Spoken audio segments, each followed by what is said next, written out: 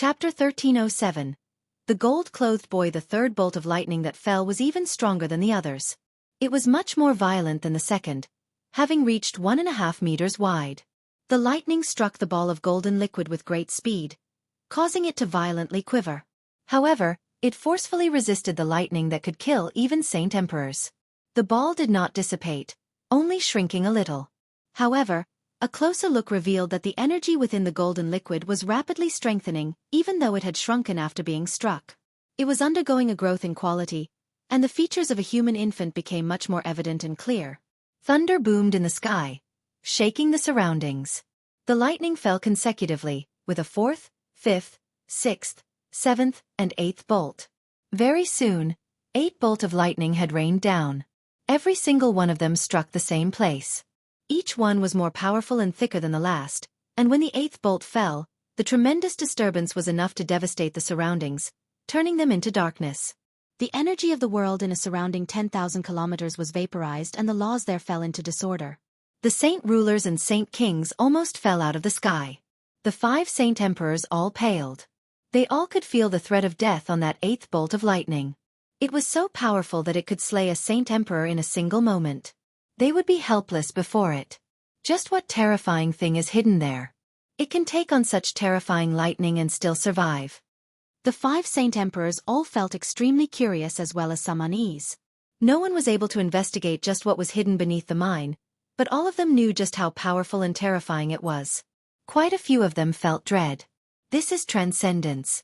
An origin realm expert has been born on the Tianyuan continent, but it's unfortunate that this world does not have origin energy. It is unsuitable for origin realm experts to cultivate here, and the passage to the saints' world has been sealed by Shui Yunlan. If nothing happens, the origin realm spirit will find it very difficult to leave here and will remain at the origin realm for the rest of his life. Fairy Hao Yu murmured inside her divine hall. She was also unable to check just what had invoked the heavenly tribulation, but with her knowledge and experience, she had guessed what it was long ago. Rumble! The sound of thunder roared across the sky, producing a string of heavy booms like the roar of a furious dragon. The clouds began to vigorously churn as tremendous energy gathered from all directions, condensing at its center. All the people present were shocked by that. They could already see that the clouds were charging up to deliver the strongest bolt of lightning they had seen yet. At the same time, the pulses of energy from beneath the mine became more and more powerful. The metallic essence within the mine began to rapidly gather from every direction. The tungsten alloy immediately lost its original luster with the loss of the metal essence, becoming extremely ordinary and fragile rock. In just a few seconds, the largest tungsten alloy mine on the Tianyuan continent lost all the tungsten alloy it had. It was reduced to an ordinary mountain range. The lightning in the sky had finished charging up. With a great boom that shook through the whole region, the 9th bolt of lightning fell resplendently. It was 4 to 5 meters thick, and the commotion it created was just astonished. Wherever the lightning passed, the space would shatter like mirrors and reveal the eternal darkness behind. At the same time, a tremendous ripple of energy appeared.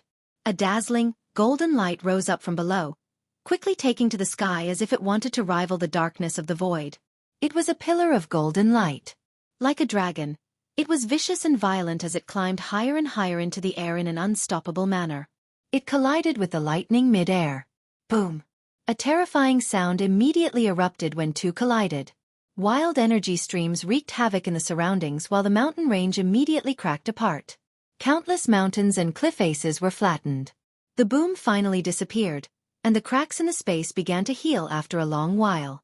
The surroundings recovered their initial brightness while the lightning in the sky completely vanished. The sun shone just as resplendently as before, illuminating the surroundings. The 8th bolt of lightning could easily slay Saint Emperors, but the 9th bolt was countless times greater. However, the golden pillar of light from the depths of the mine could actually rival it, causing both to vanish into the surroundings. The Saint Kings hovered in the distance as they watched the scene unfold. What had happened earlier felt like a dream, completely overthrowing what they understood. They had never seen such terrifying lightning, nor did they ever imagine that such a terrifying but unknown thing would be hiding in the depths of the mine, which had greatly surpassed any abilities that Saint Emperors could possess. The 5 Saint Emperors quietly hovered there with pale faces. They stared at the changed mountain range in a daze. All of them were speechless. It's ended. Let's go. Fairy Hao Yu's face rang in Yu Yu's ears. Soon after speaking, the divine hall silently departed with Bai Lian and Yu Yu, returning to the city lord's estate in Flame City. Bai Hai stared at the unfamiliar mountain range, still rather taken aback with fright. He slowly calmed himself down before leaving with the saint rulers of the Flame mercenaries. He no longer bothered with the matters that would follow.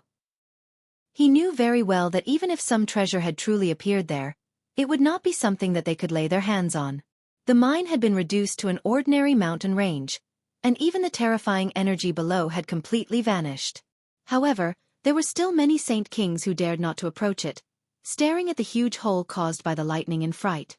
A long while later, a bolder Saint King carefully made his way over to see what had happened. He even entered the hole, but he discovered nothing in the end.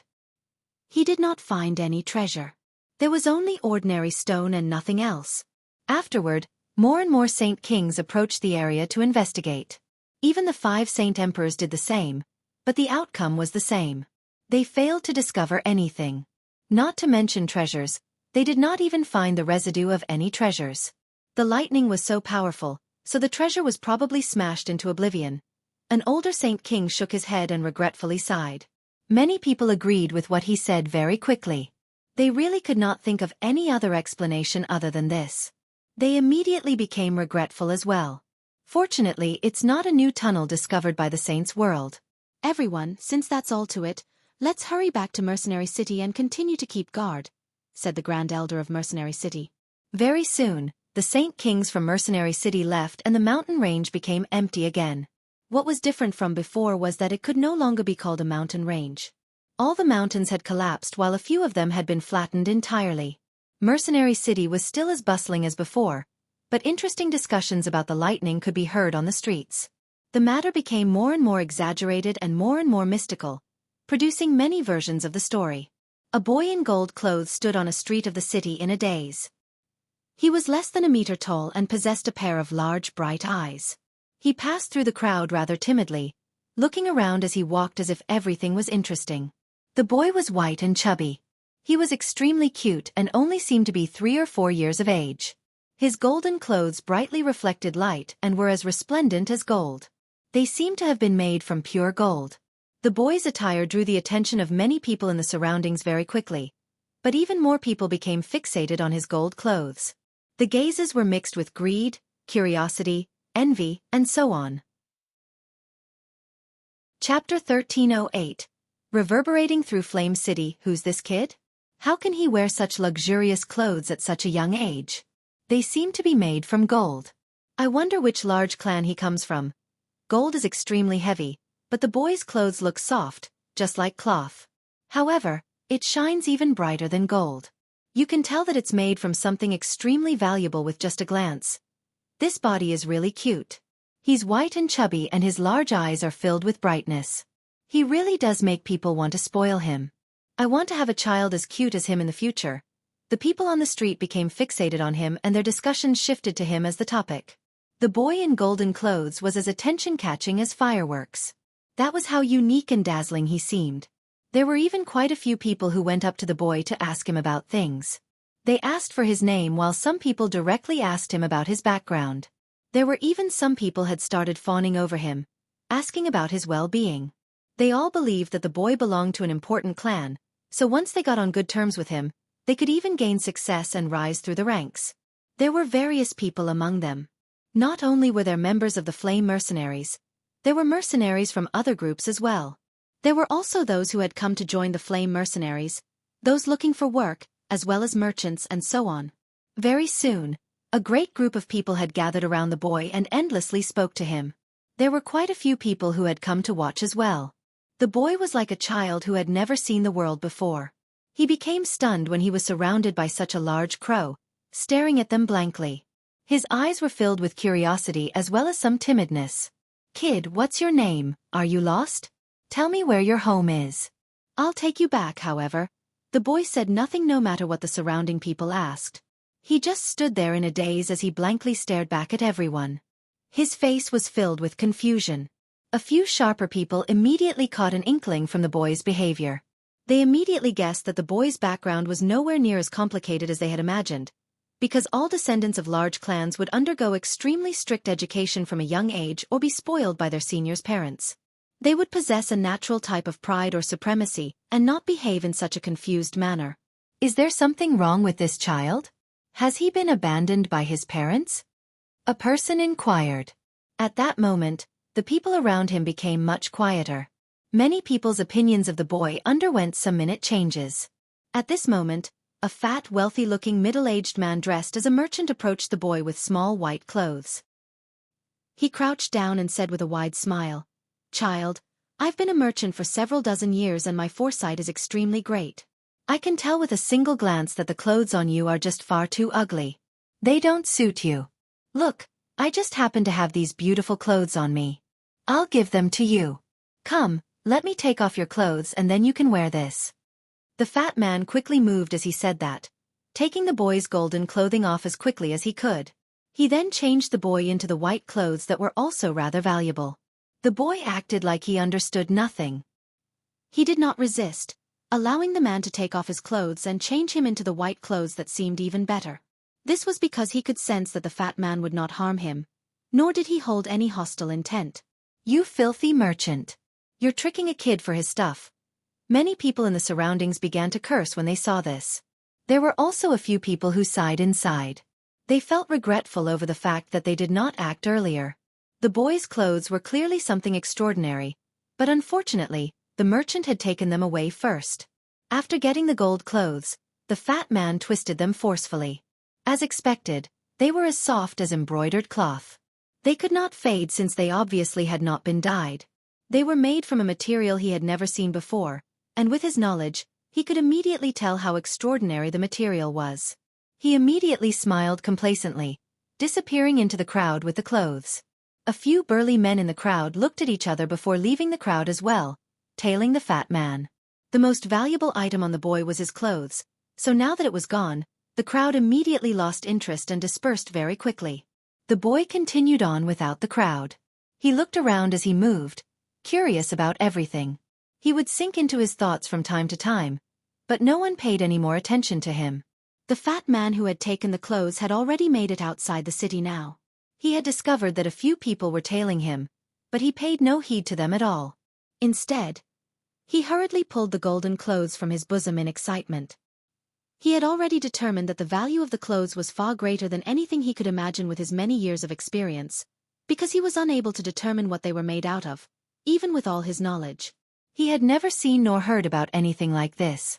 However, his face immediately hardened when he stuck his hand into his bosom. The shining clothes were no longer present. He had grabbed a handful of soil. The soil had already been reduced to fine sand, slowly slipping through his fingers. What's happened?" The fat man stared blankly for a while before crying out. He immediately became flustered and continued to dig into his bosom. Unfortunately, the clothes were nowhere to be seen. He could not find them no matter where he looked, only grabbing handfuls of soil. How is this possible? How is this possible? How is it soil? Where did the clothes from before go? Where did they go? "I clearly put them here," the man said in sorrow. He thought through everything he had done since then, but he could not understand what had happened. "Fucking fatty. Hand over the clothes if you want to live." Over 10 burly men charged up from behind and surrounded him. They were all malicious, and the leader was an Earth Saint Master. The fat man had just lost the clothes, so he was furious. His face immediately sank when he saw the surrounding people and angrily bellowed, "Piss off. I'm not in a good mood." He arrived before the Earth Saint Master in a single stroke, directly hurling a punch.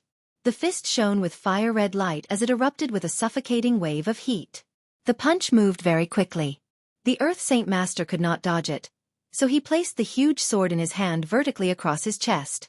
A heavy sound immediately rang out when the fist collided with the sword. The first cycle Earth Saint Master was blown away along with his sword. A sixth cycle Earth Saint Master. The man who had been blown away cried out as his expression became extremely ugly. The surrounding men all revealed different expressions when they heard that. They were only great Saint Masters, so how could they be an opponent of an Earth Saint Master? They immediately turned and fled. The fat man did not chase after them. He racked his head in annoyance and cursed, Some great expert must have realized the extraordinary clothes and secretly messed with me. It's my bad luck. I've lost several hundred gold coins because of this. The boy had already crossed a street back in Flame City. However, his white clothes became golden once again. They shone even brighter than gold. He was surrounded by another crowd of people again. His clothes were taken away by someone else again because of his naivety, causing the clothes on him to be replaced once again. The boy looked at the new clothes and found the process to be extremely odd. He could not understand why people liked to change him into beautiful clothes and celebrated when they saw the beautiful clothes on him. Very soon, someone cried out in a building in the city. The man who had taken the boy's clothes away had discovered that they had been reduced to something ordinary after taking them back to his inn. Not only that, they were reduced to dust once he touched it. Bai Lian currently handled the daily matters of the mercenaries in the city lord's estate while Yu Yu sat beside in leisure, eating delicious cake.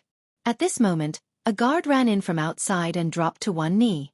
He said, "Vice City Lord, I've just received a report that an extremely weird boy has appeared in our city. The boy wears gold clothes made from unknown material, and it's made many people go green with greed. Quite a few of them have used various methods to take his clothes, but they become extremely ordinary without long and turn to dust with a single touch. Meanwhile, the boy's new clothes will become golden once again.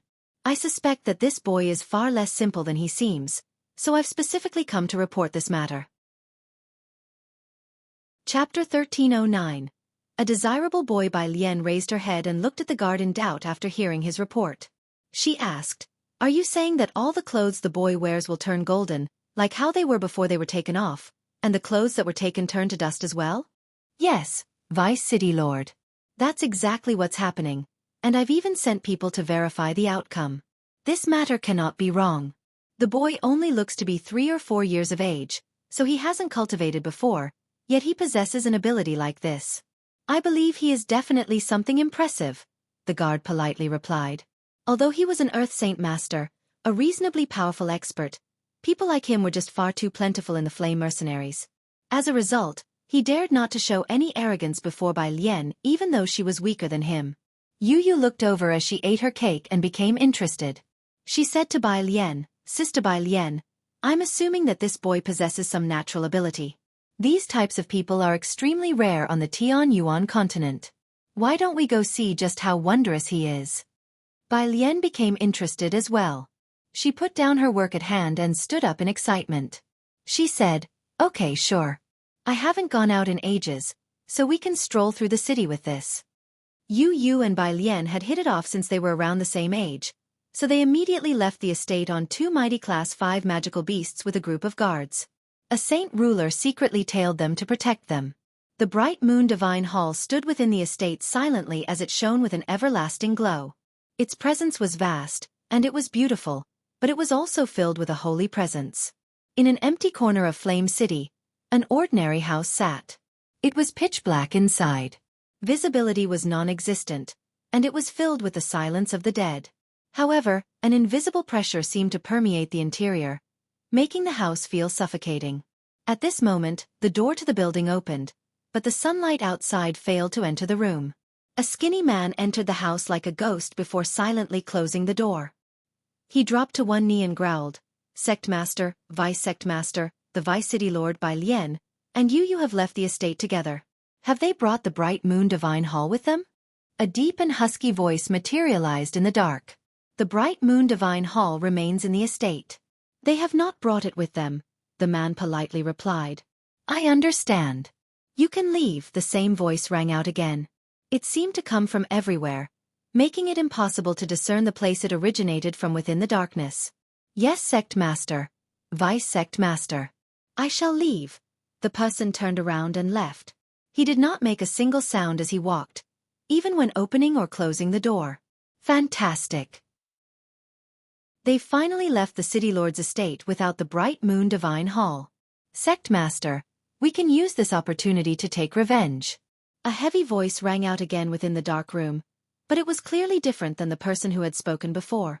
"We've already remained here for a long time just to kill the people most important to Jian Chen. Yu Yu is his fiancée while Bai Lian is his sister. If we assassinate the two of them, Jian Chen will definitely be left in agony. It's just been a pity that they've been hiding in the city lord's estate and have never come out. I fear the bright moon divine hall that resides there, which is why we've waited until today. An opportunity has finally presented itself now. I'll wipe out their souls for sure, so they won't be able to be revived by a Class 7 Radiant Saint Master. Humph, Jian Chen, my underworld sect is not something that can be trifled with. You've wiped it out, so just wait for our wild revenge. Killing your fiancé and sister will only be the first step. The people hiding there were Sect Master Gu Zhan and Vice Sect Master Luo Qi of the underworld sect who had managed to flee. At this moment, a large group of people gathered in a large street. They discussed events with one another, causing the entire street to be blocked. A boy in gold clothes stood blankly in the center of the crowd as he looked at the people around him in confusion. His cute face was filled with curiosity. Ever since he had found the city, he had been encircled by large crowds of people numerous times. Many of them hurriedly gifted him beautiful clothes, which made him extremely happy. But he could never understand why the people around him always liked to point at him. I've heard that no matter what clothes they are, once they are worn by this kid, they'll turn golden. Its quality is extremely great, such that it becomes invaluable. Just look at the clothes on him. Anyone with some insight can tell that his clothes are worth even more than gold with just a single glance. I've heard of that as well, but I also heard that once the clothes are taken off him, they will return to how they were before and that they cannot be touched, or they'll be reduced to dust. What a wondrous boy. Surely he doesn't have an ability like the Midas touch. If that's true, doesn't that mean that he can produce endless amounts of wealth? Many people conversed around the boy, but when they heard about the Midas touch, all of their eyes burned with desire. At this moment, a middle-aged woman squeezed her way to a spot right before the boy. She smiled as warmly as she could and softly inquired, "Precious, you can't find your family? All the people around here are bad people. Only I'm good. Come with me, I'll go find your family with you, okay? Kid, come with me. I can guarantee you a hearty life. Brother, come with sister. I like you the most." The people around the boy frantically began to fight over him, but since they were not people with great statuses, they could not use force due to the lack of deterrence from people fighting back. As a result, they could only try various methods to trick the boy away. At this moment, 4 Heaven Saint Masters descended from the sky while flickering with light colored by specific attributes. They landed in the center of the crowd and surrounded the boy from 4 different directions. Afterward, one of them clasped his hands at the surrounding people and said, "Everyone, we are from the Zhou Hermit clan of Zhou. This boy belongs to our Zhou family, so we shall be taking him away." Chapter 13:10. Assassination. 1. What are you saying? I may not know why this boy's appeared in the city, nor do I know which clan he belongs to, but I am certain that he does not belong to your Zhou family. Do you still need to mention that? The boy's special ability has obviously caught the Zhou family's eye, which is why they want to take him away. After all, it's extremely likely that this boy has the ability of Midas touch. If such a wondrous ability fully matures, the Zhou family will enjoy an endless supply of wealth. They can buy large quantities of monster cores and cultivation resources for their descendants and make the clan even more powerful. Sigh, too bad they're strong. They've sent 4 Heaven Saint Masters right off the bat, and they're a hermit clan as well. They possess a saint ruler, so we can't provoke them. Looks like the boy's going to be taken away by the Zhou family. Ha ha ha, people of Zhou, I never thought you would actually arrive so quickly. Unfortunately, you cannot take away the child. At this moment, a loud chuckle rang out. 3 middle-aged men in white robes quickly flew over from afar, and also landed beside the boy. The 3 of them seemed valiant with straight eyebrows, but they all looked the same. They were triplets. The 4 Heaven Saint Masters from the Zhou family revealed different expressions when they saw the 3 men. One of them growled, "I never thought the Yun brothers of the Heart Sword sect would come as well. You sure have quick access to information to hurry over from over 10,000 kilometers away." The 4 Heaven Saint Masters from the Zhou family clearly feared the triplets very much. Although the Heart Sword sect was also a hermit clan, it was far more powerful than the Zhou family, as they possessed 3 saint rulers, outnumbering the Zhou family. At the same time, the 3 brothers had all reached the 6th cycle. Coupled with the fact that they were triplets, they understood one another and knew how to use combined attacks. They could work together perfectly, and if the 3 of them began fighting at the same time, they could defeat the 4 of them easily. The eldest among the 3 brothers chuckled and clasped his hands at the 4 Heaven Saint Masters. Our Heart Sword sect will be taking this child away. You shouldn't have any problems with that, right? The 4 Heaven Saint Masters hesitated, so a second brother immediately sneered. Do not say that this kid is a part of your Zhou family. I think you understand why. The 4 Heaven Saint Masters immediately revealed ugly expressions. After a moment of hesitance, the person who seemed to be in charge finally gritted his teeth and said, "All right, we don't want the child anymore. If you want to take him away, take him away. I hope your Heart Sword sect can protect this child. His ability is unique, so it's probably already caught the attention of a few ancient clans." The eldest brother smiled mildly. "That's our problem, so there's no need for you to worry." He then turned around and said to someone beside him, "Third brother, take this child back." The 3 brothers were secretly worried as well. This was the territory of the Flame Mercenaries, and they did not know if the upper echelon of the Flame Mercenaries had received the news. They needed to take the child away before someone from the Flame Mercenaries could hurry over. The 3rd brother nodded once before arriving beside the boy and grabbing his arm, but the next moment, his face slightly sank. He seemed slightly startled by the boy. He could not help but call out, "What a heavy boy. He's at least several tons." The people in the surroundings broke into a hubbub with that exclamation. Some experts possessed many abilities that could make their bodies as heavy as mountains, connecting themselves with the earth, but the child right in front of them were only 3 or 4 years of age. Everyone became surprised once again since he possessed an ability like that.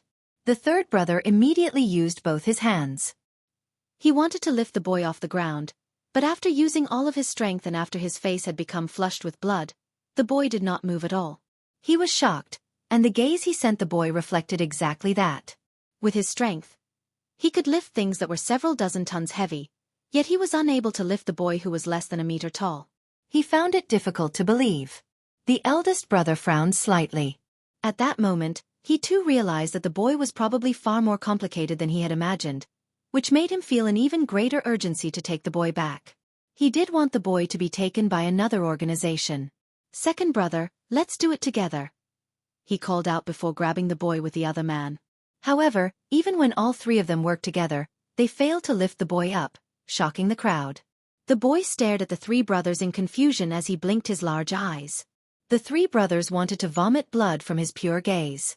To think that they were mighty 6th cycle Heaven Saint Master, yet they could not even lift a kid. Even though the child was unique, it was still embarrassing for the 3 of them. "The Vice City Lord has arrived." Suddenly, a loud voice rang out from beyond the crowd, immediately causing the crowd to fall into a commotion. The densely packed people split apart by themselves to open a wide path. The 3 brothers sank inside as soon as they heard the voice. The matter they worried most about still happened in the end. Yu and Bai Lian slowly made their way over on large ferocious Class 5 magical beasts. Beside the 2 of them were several dozen guards. Even the weakest guards were 3rd cycle Earth Saint Master. They all wore armor forged from tungsten alloy, and 10 Heaven Saint Masters formed the final line. "We greet the Vice City Lord." All the people gathered in the street clasped their hands and bowed. They cried out thunderously. The position of Vice City Lord virtually reigned supreme in regard to the Flame Mercenaries and Flame City. It was even greater than the status of a king in the 8 Great Kingdoms. The 3 brothers sighed inside and helplessly let go of the child. They bowed deeply at Bai Lian with the 4 Heaven Saint Masters from the Zhou family and called out together, "We greet the Vice City Lord." "There's no need to be so polite," Bai Lian smiled. Her voice was soft and she spoke nonchalantly. She had experienced things like this countless times already, so she had learned how to easily deal with the situation. "What a cute boy." Yu stared at the boy in clothes that seemed to be made of gold, and she immediately took a liking to him. Bai Lian looked at the boy as well and her eyes immediately lit up. She also took a liking to him. The boy was white and chubby. His large, dark eyes were filled with purity and naivety. He really was extremely cute. Let alone females, even a few men would be tempted to glance at him a few extra times and sigh in praise. The boy stared at Yu and Bai Lian without blinking. His eyes were filled with curiosity and confusion. For some reason, he felt that the 2 of them were particularly close with him at first glance, because he could feel an extremely warm presence from them. Yu and Bai Lian dismounted at the same time and hurried to the boy's side. The 10 Heaven Saint Masters beside them immediately followed close beside them, protecting the 2 of them in a loyal manner. Even the Heaven Saint Masters from the Zhou family and Heartsword sect were driven 10 meters away. However, they dared not to show any displeasure and instead maintained a smile throughout. "Little boy, tell sister what your name." Yu Yu crouched down beside the boy and smiled warmly as she asked softly. The boy stared at Yu Yu in confusion and said nothing. "Little boy, tell sister what your name and where you live," Bai Lian asked as well in concern. The boy remained the same, confused and silent. It seemed like he did not know how to speak at all. At this moment, Yu Yu violently quivered. Her expression immediately underwent a drastic change and the gaze she viewed the boy with was filled with extreme shock and disbelief. Just then, Fairy Yu Yu had spoken to her, so she had learned the true identity of the boy. The boy was actually the metal spirit that had withstood the 9 bolts of lightning from the tungsten alloy mine. He was a natural spirit, possessing extremely great potential. Yu Yu had also learned that the boy was an Origin Realm expert from Fairy Yu Yu at the same time. Yu Yu felt extremely shocked because of this. She could not believe that the harmless-looking boy was even more terrifying than Saint Emperors, standing at the same level as the 4 great champions from ancient times. "Yu Yu, what's wrong?" Bai Lian sensed Yu Yu's changes and immediately became suspicious. Yu Yu sucked in a deep breath and forcefully calmed herself down. However, her opinion of the boy had already undergone a drastic change. After a short while of silence, Yu Yu extended her hands toward the boy in a rather trembling manner. Yu Yu softly said, "Little brother, I know you have no home. Why don't you come with me and live with me from now on? I'll treat you like my own brother, okay?" No one knew whether the boy understood what Yu Yu had said or what she intended, but he did not turn her down. He obediently grabbed onto her hand. The boy found Yu Yu and Bai Lian to be especially close, like family, because Yu Yu and Bai Lian gave off a feeling that made him feel extremely warm. The boy was taken onto the Class 5 magical beast mount that Yu Yu rode, but to everyone's surprise, the beast easily withstood the boy's weight, as if he was no longer as heavy as before. The Yun brothers bitterly watched everything unfold. They did not even think of the possibility that the boy had been resisting the 3 of them before, unwilling to go with them, which was why he had become so heavy that he was immovable. Just as Yu Yu and Bai Lian were returning to the city lord's estate with the boy, the space within a radius of 100 meters suddenly froze. All the people within that area became immobilized, and even the saint ruler watching over Bai Lian secretly suffered the same fate. Chapter 1311. Assassination, 2. The 2 of them moved extremely fast. They seemed to have fused with the surrounding space, appearing before Yu Yu and Bai Lian in a short moment through the use of spatial force. The dagger in their hands stabbed toward the center of Yu Yu and Bai Lian's eyebrows, wanting to wipe out their souls in a way that even Class 7 Radiant Saint Masters could not revive them. This time, the strongest guard they had brought was only a saint ruler. They did not possess any saint kings secretly watching over them, so the impressive-looking group of guards were completely useless against the assassination attempt from 2 saint kings. They had just been reduced to a deterrence. Even the saint ruler protecting them secretly suffered the same fate. He was immobilized by the frozen space. However, not everyone within the 100-meter radius had been frozen. The boy who sat on the Class 5 magical beast with Yu Yu was completely unaffected. He stared at the 2 Saint King assassins as they rapidly approached him with his large naive eyes. He only seemed to be 3 or 4 years old, but he could easily follow the movements of the 2 Saint Kings. At the same time, a ball of gentle white light rose out from Yu Yu. The moon god's scepter flew out of her space ring. It was small and exquisite, and its simple patterning was clearly visible. The fist-sized white gem embedded at the top shone with gentle moonlight. The moon god's scepter hovered before Yu Yu, and suddenly, an extremely powerful ripple of energy swept out of the gem. It formed a thin-looking but tough barrier around Yu Yu and Bai Lian. This was the energy fairy Hao Yu had left behind. It was her power when she was a peak Saint Emperor, which had been activated during this crucial moment. The 2 Saint Kings were less than a meter away from Yu Yu and Bai Lian right now. Seeing how they had become protected by a barrier of energy, a sharp light immediately flashed through their eyes. They used all they had. The vast energy within them surged into their daggers, slicing through the surrounding space. They wanted to kill them in a single blow. The boy's gaze finally underwent some changes at that moment. His eyes were no longer filled with confusion or curiosity. Instead, they glowed bright like stars and contained some anger. The boy could sense the killing intent from the 2 Saint Kings. The boy would not have reacted if the Saint Kings attacked other people, including the guards around Yu and Bai Lian, but they just had to attack the two people that he felt most close with and who gave him a warm feeling. At this crucial moment, the boy struck out. He extended his two soft, white, small hands. They shone with dazzling golden light, even more resplendent than gold and more blinding than the sun. The light directly engulfed the two assassins. The next moment, the two assassins came to a sudden halt before their daggers could land on the barrier of moonlight force. They had already become trapped in the air by a mysterious and powerful force. The two assassins were shocked. They had been Saint Kings for a very long time. Although they had not reached great perfection, even those at great perfection would not be able to completely trap them. They would only able to make them pause for a moment. Yet, they were trapped right now. Not only were they immobilized, even the energy within them had broken away from their control. They had been reduced to ordinary people, shocking them greatly. Now that the two Saint Kings were trapped, the frozen space in the surroundings returned to how it had been before, and the several dozen guards all noticed what had happened. There are assassins. Protect the Vice City Lord and Princess Yu. The hidden Saint ruler loudly called out as he aggressively charged at the two Saint Kings first. However, his face was pale. This paleness did not come from being frightened by the two Saint Kings, but by what was about to happen to Yu and Bai Lian. He understood just far too well how important the two of them were to Jian Chen. If the two of them had been assassinated under his watch, it would be him who would have been held responsible. Probably only his death would suffice at that time. A flare shot into the sky and loudly exploded. It was visible across the entire city. A guard had sent out a signal for help as quickly as he could. The Saint ruler had already arrived beside one of the Saint Kings and swung his machete toward Luo Qi's neck without any hesitation. Even though Luo Qi was a Saint King, he was currently trapped by the boy. Not only did he lose his mobility, he even lost control over the energy inside him. He could not use any Saint King's abilities either. He could not dodge the strike at all, only helplessly watch as the flaming machete flew toward his neck. Spurt. Luo Qi was easily beheaded. His head parted from his body. The blood spurted a meter into the sky, but he was still alive. As long as the souls of Saint Kings remained, they would not be able to die.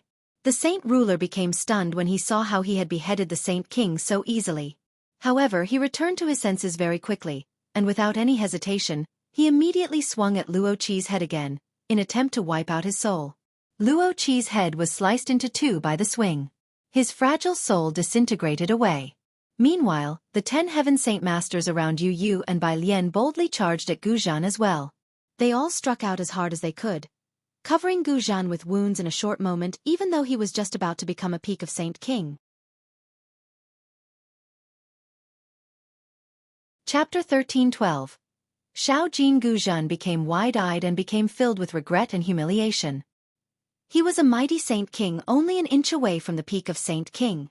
Even with the whole continent in perspective, he was able to rampage wherever he went, yet he was now covered in wounds from ant-like Heaven Saint Masters and even Earth Saint Masters. He was in horrible condition and this would become a permanent stain to his name. However, he was just unable to do anything. A mysterious and powerful force trapped him, where he could not resist at all. He just became a sitting duck as ant-like existences heavily injured him. Spurt. Spurt. Spurt. Spurt.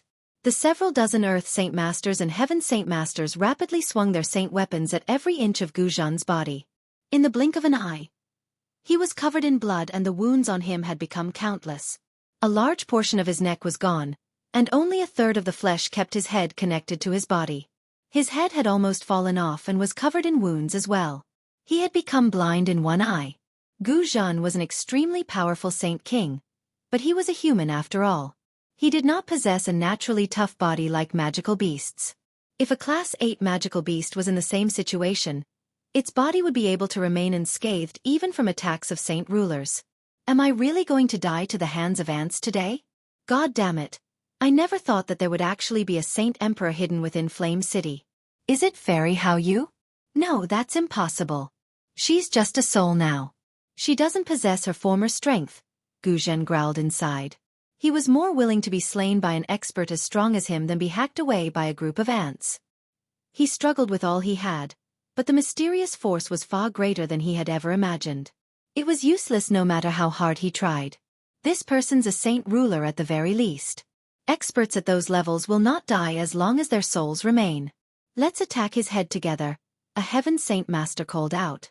He was unable to tell whether Gu Zhan was a saint ruler or saint king with his strength. He only knew that saint rulers possessed the ability to freeze space. The other guards chopped at Gu Zhan's head with that. In just a short while, Gu Zhan's head was obliterated by the flurry of attacks, but his soul remained. An illusionary figure condensed in the air, but it seemed as thin as a wisp of smoke. The strongest were only sixth cycle heaven saint masters. Clearly, they were unable to wipe out his soul with a single attack, but their attacks were enough to deal extremely heavy damage. The soul had become extremely illusionary. The guards immediately felt surprised when they saw that Gu Zhan was still alive. Suddenly, Gu Zhan's soul beamed with joy since he had sensed that the mysterious force around him had vanished. Without any hesitation, he immediately attempted to flee. But a streak of fire-red light flashed over at this moment. The saint ruler who secretly guarded Bai Lian charged over with his machete surrounded by flames. He swung it at Gu Zhan's soul with an unstoppable force. A saint ruler's strength was incomparable to a group of heaven saint masters. Gu Zhan's weakened soul collapsed from the strike. He had been killed off. The saint ruler slowly put away his weapon after Gu Zhan's soul dispersed. His face was flushed while his body gently trembled due to extreme excitement. Only he understood that the two assassins were not saint rulers, but saint kings. He had actually killed two saint kings with his strength today. If such an unprecedented feat was broadcast, it would definitely shake the entire continent. He felt extremely prideful about this feat. You had already grasped the moon god's scepter, except its gem had become much dimmer now. Although Yu and Bai Lian had just experienced something frightening, the two of them maintained their usual demeanor, because Yu always carried the scepter with her.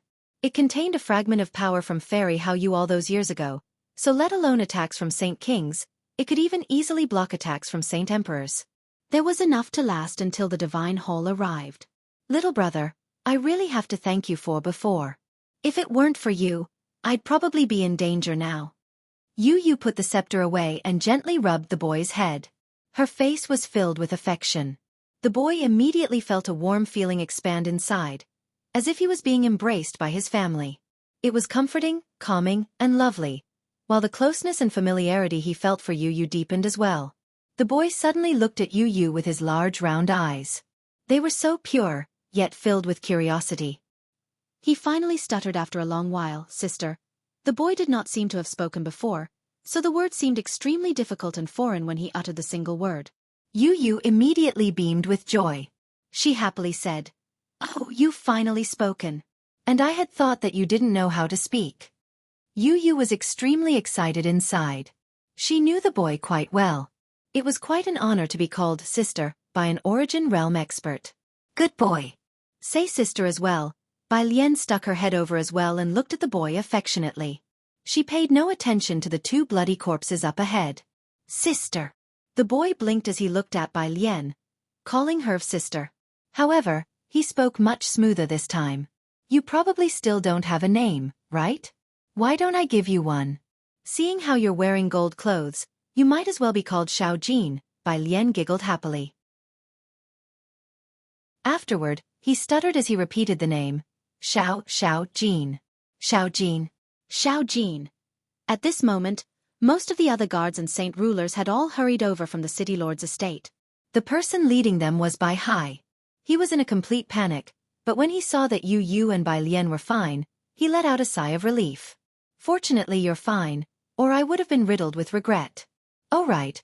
Have you investigated who the assassins are?" "Once we find the main instigator, we cannot forgive them at all," Bai Hai said with some lingering fear, and when he reached the end of his speech, he immediately became stern. "Bai Hai, the people who have tried to assassinate the Vice City Lord and Princess Yu were two saint kings." The saint ruler who secretly stood guard sternly replied. Bai Hai's face changed as soon as he heard that. After a moment of silence he said, "Take the corpses of these two people back. Looks like we can only deal with this after my grandson gets back." Saint Kings had already surpassed the limits of what Bai Hai could deal with. The city possessed nothing else that could deal with Saint Kings other than the Bright Moon Divine Hall. Yu Yu and Bai Lian returned to the estate in a formidable fashion under the protection of the guards. However, a boy in gold clothes had appeared within the estate from that day on. He basically followed Yu Yu and Bai Lian around everywhere, sticking close at all times.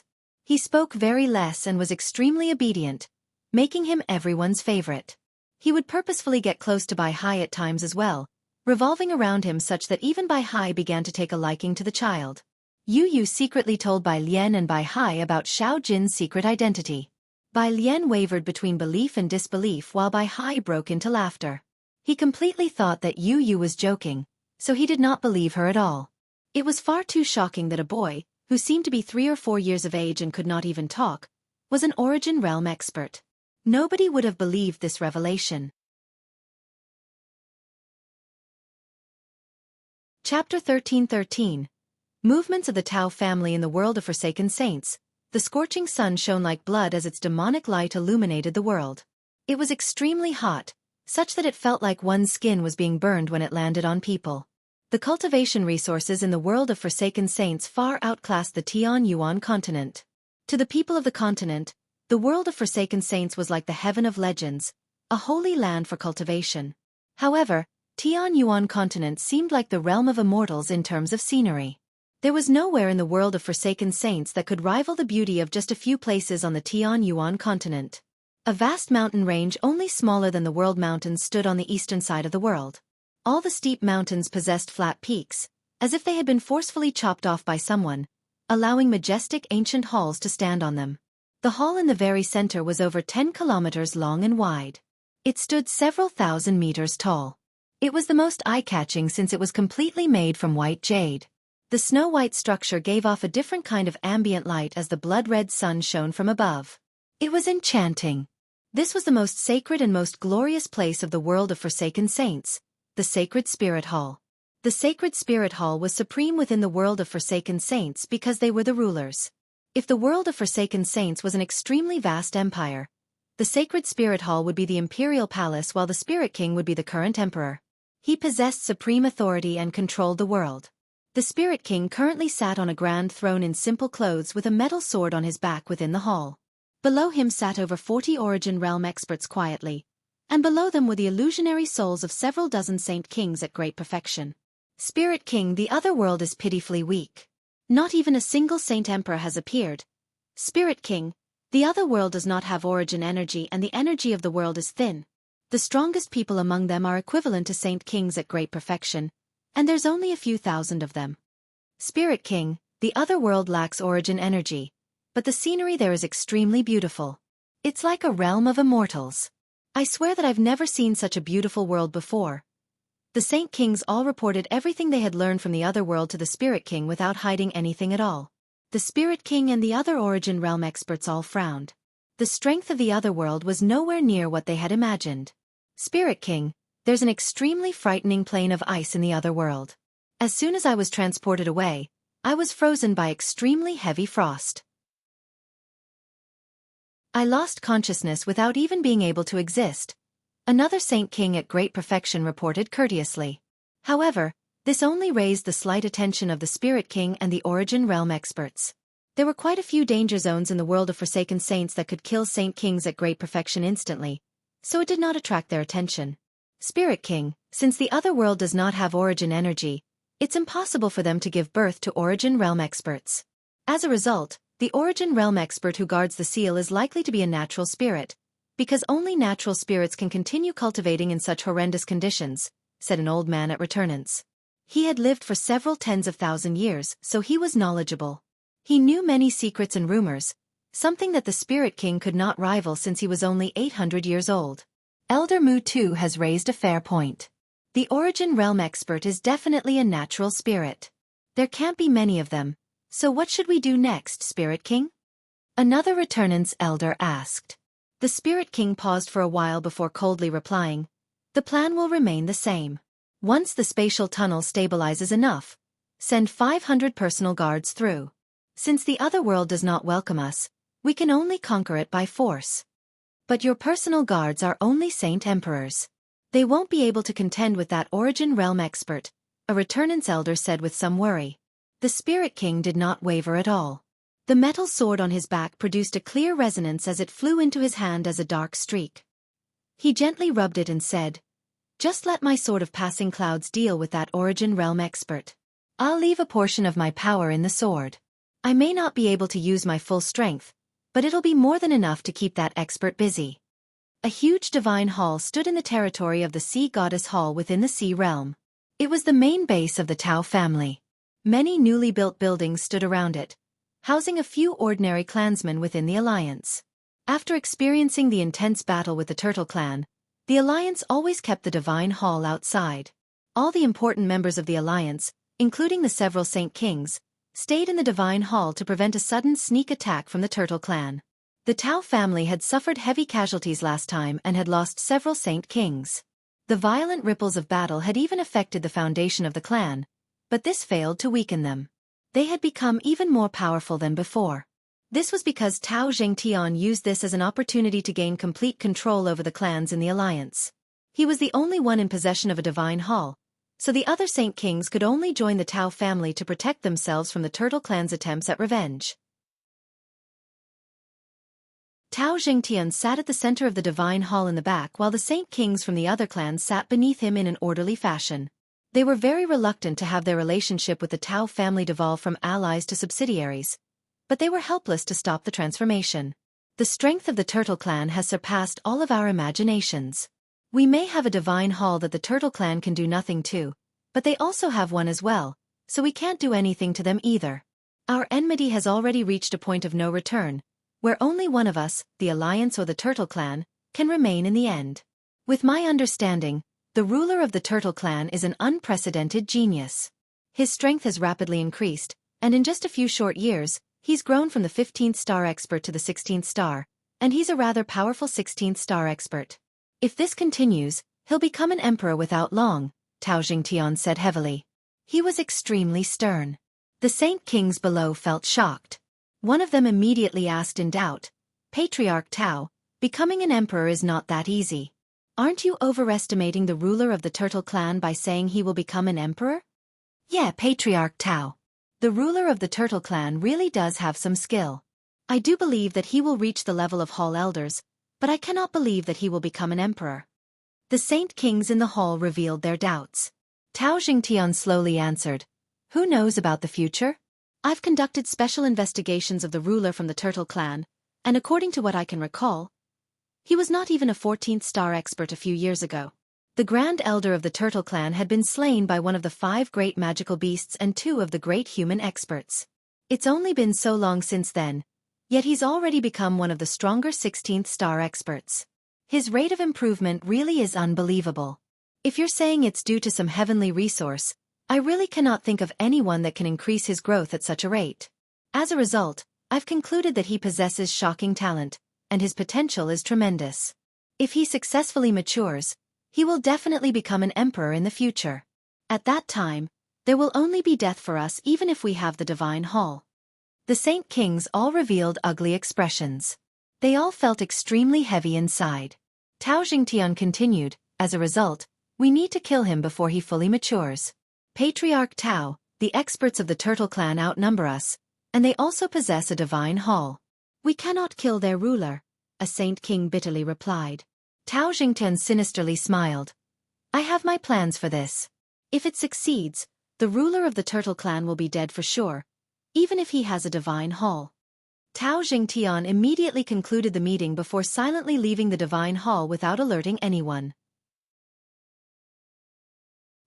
He made his way to the territory of the Serpent God Hall as quickly as he could. At the same time, it had already reached the final few days before the 3-month deadline in the Xianhuang microcosm. Jian Chen and Tai Ta had embarked on their journey back with bountiful harvests. They followed the marks they had left behind, heading to the exit of the world as quickly as they could. The Xianhuang microcosm was extremely large. They had not even covered a tenth of the entire space in the time they had spent there, but they still found many heavenly resources and gathered many energy crystals of Class 9 Xianhuang beasts. However, what Jian Chen was most joyous about from this trip was not the large amount of high-quality heavenly resources, but that he had found all the materials for the azulate swords. His dream of many years would finally come true. A day later, A Saint King elder walked courteously into a vast but extremely quiet hall within the central divine hall of the Serpent God Hall's territory. He said to the empty hall, "Hall Master, the ancestor of the Tao family, a peak-level clan in the territory of the Sea Goddess Hall, wishes to see you." He stated that he has some important matters to report. Chapter 13-14. Hall Master of the Serpent God Hall, the Tao family of the Sea Goddess Hall? A heavy voice suddenly rang out from the empty hall. It seemed to come from everywhere, making it impossible to determine its origins. Esteemed Hall Master, it is the Tao family of the Sea Goddess Hall. Tao Zhengtian is currently waiting outside the divine hall. He wants to see you, the elder said courteously. The Hall Master thought a little in silence and said, "Recently, an intense battle erupted between the Turtle Clan and the Tao family. The Tao family suffered heavy casualties. I already know why Tao Zhengtian has come. Let him in." "Yes, sir." The elder bowed before leaving. Soon, Tao Zhengtian was brought to this majestic hall under the lead of the elder. Tao Zhengtian immediately erased all presence of arrogance when he arrived there. He lowered his head slightly and behaved politely. He refrained from breathing heavily and dared not to look around. "Esteemed Hall Master, Tao Zhengtian is here," said the elder politely. "You may go." "Yes, Hall Master." Only Tao Zhengtian stood in the extremely grand hall after the elder was dismissed. He immediately bowed at the empty throne there and politely said, "Tao Zhengtian greets the esteemed Hall Master." The Hall Master did not appear, but his heavy voice rang through the hall. "Tao Zhengtian, I know why you've come. You want me to help you deal with Jian Chen." The voice seemed to possess a certain amount of pressure. Tao Zhengtian immediately felt like his soul was about to shatter from the voice, which terrified him. Afterward, he became even more courteous toward the Hall Master. "The esteemed Hall Master is too smart for me to have actually read my intentions." "You are correct. I have come this time hoping that the Hall Master can step in and remove the threat of the Turtle Clan, so my Tao family can be saved," Tao Zhengtian said in a deep voice, without the dignity of the patriarch of the Tao family at all. "Your Tao family belongs to the territory of the Sea Goddess Hall. It has nothing to do with my Serpent God Hall, so why should I save you?" The Hall Master queried. Tao Zhengtian immediately dropped to one knee and politely said, "Esteemed Hall Master, the enmity between my clan and the Turtle Clan has reached the point of no return. Only one of us can remain standing in the end. Meanwhile, the ruler of the Turtle Clan has an unknown friendship with the Hall Master of the Sea Goddess Hall, so it's impossible for her to protect us. With the entire sea realm in perspective, only you can save my clan. Please protect us." Tao Zhengtian paused before continuing. "Not only does the ruler of the Turtle Clan, Jian Chen, possess an extremely deep enmity with my clan, he's never viewed the sacred Serpent God Hall with any importance at all. Back then, he came to challenge the dignity of the Serpent God Hall with just his Octaterra Divine Hall, so he cannot be forgiven. Even cutting him to pieces would not be enough to make up for his crimes. Unfortunately, the ruler of the Turtle Clan possesses unprecedented talent.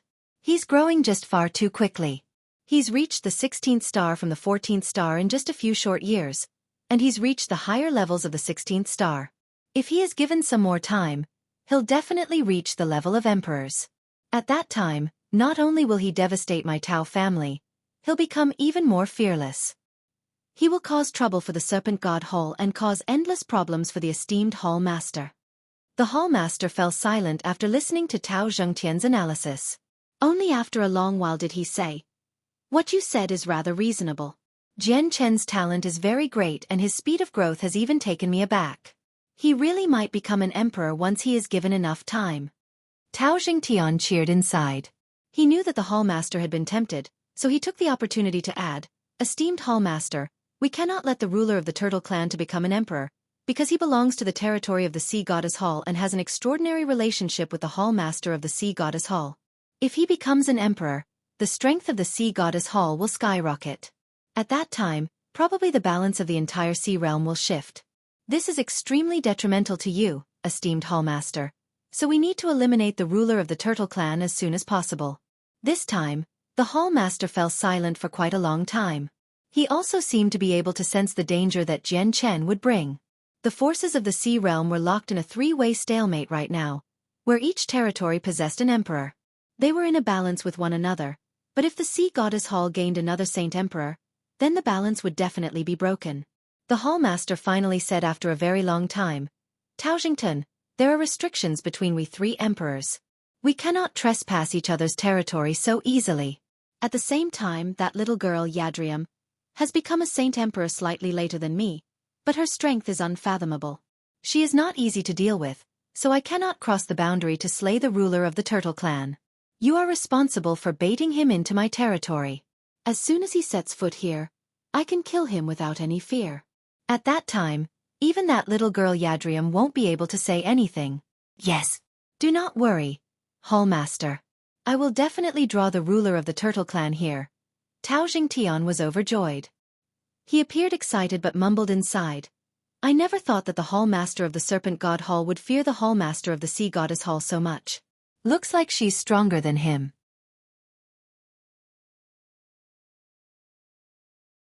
Chapter 13-15. Family Conflict, 1.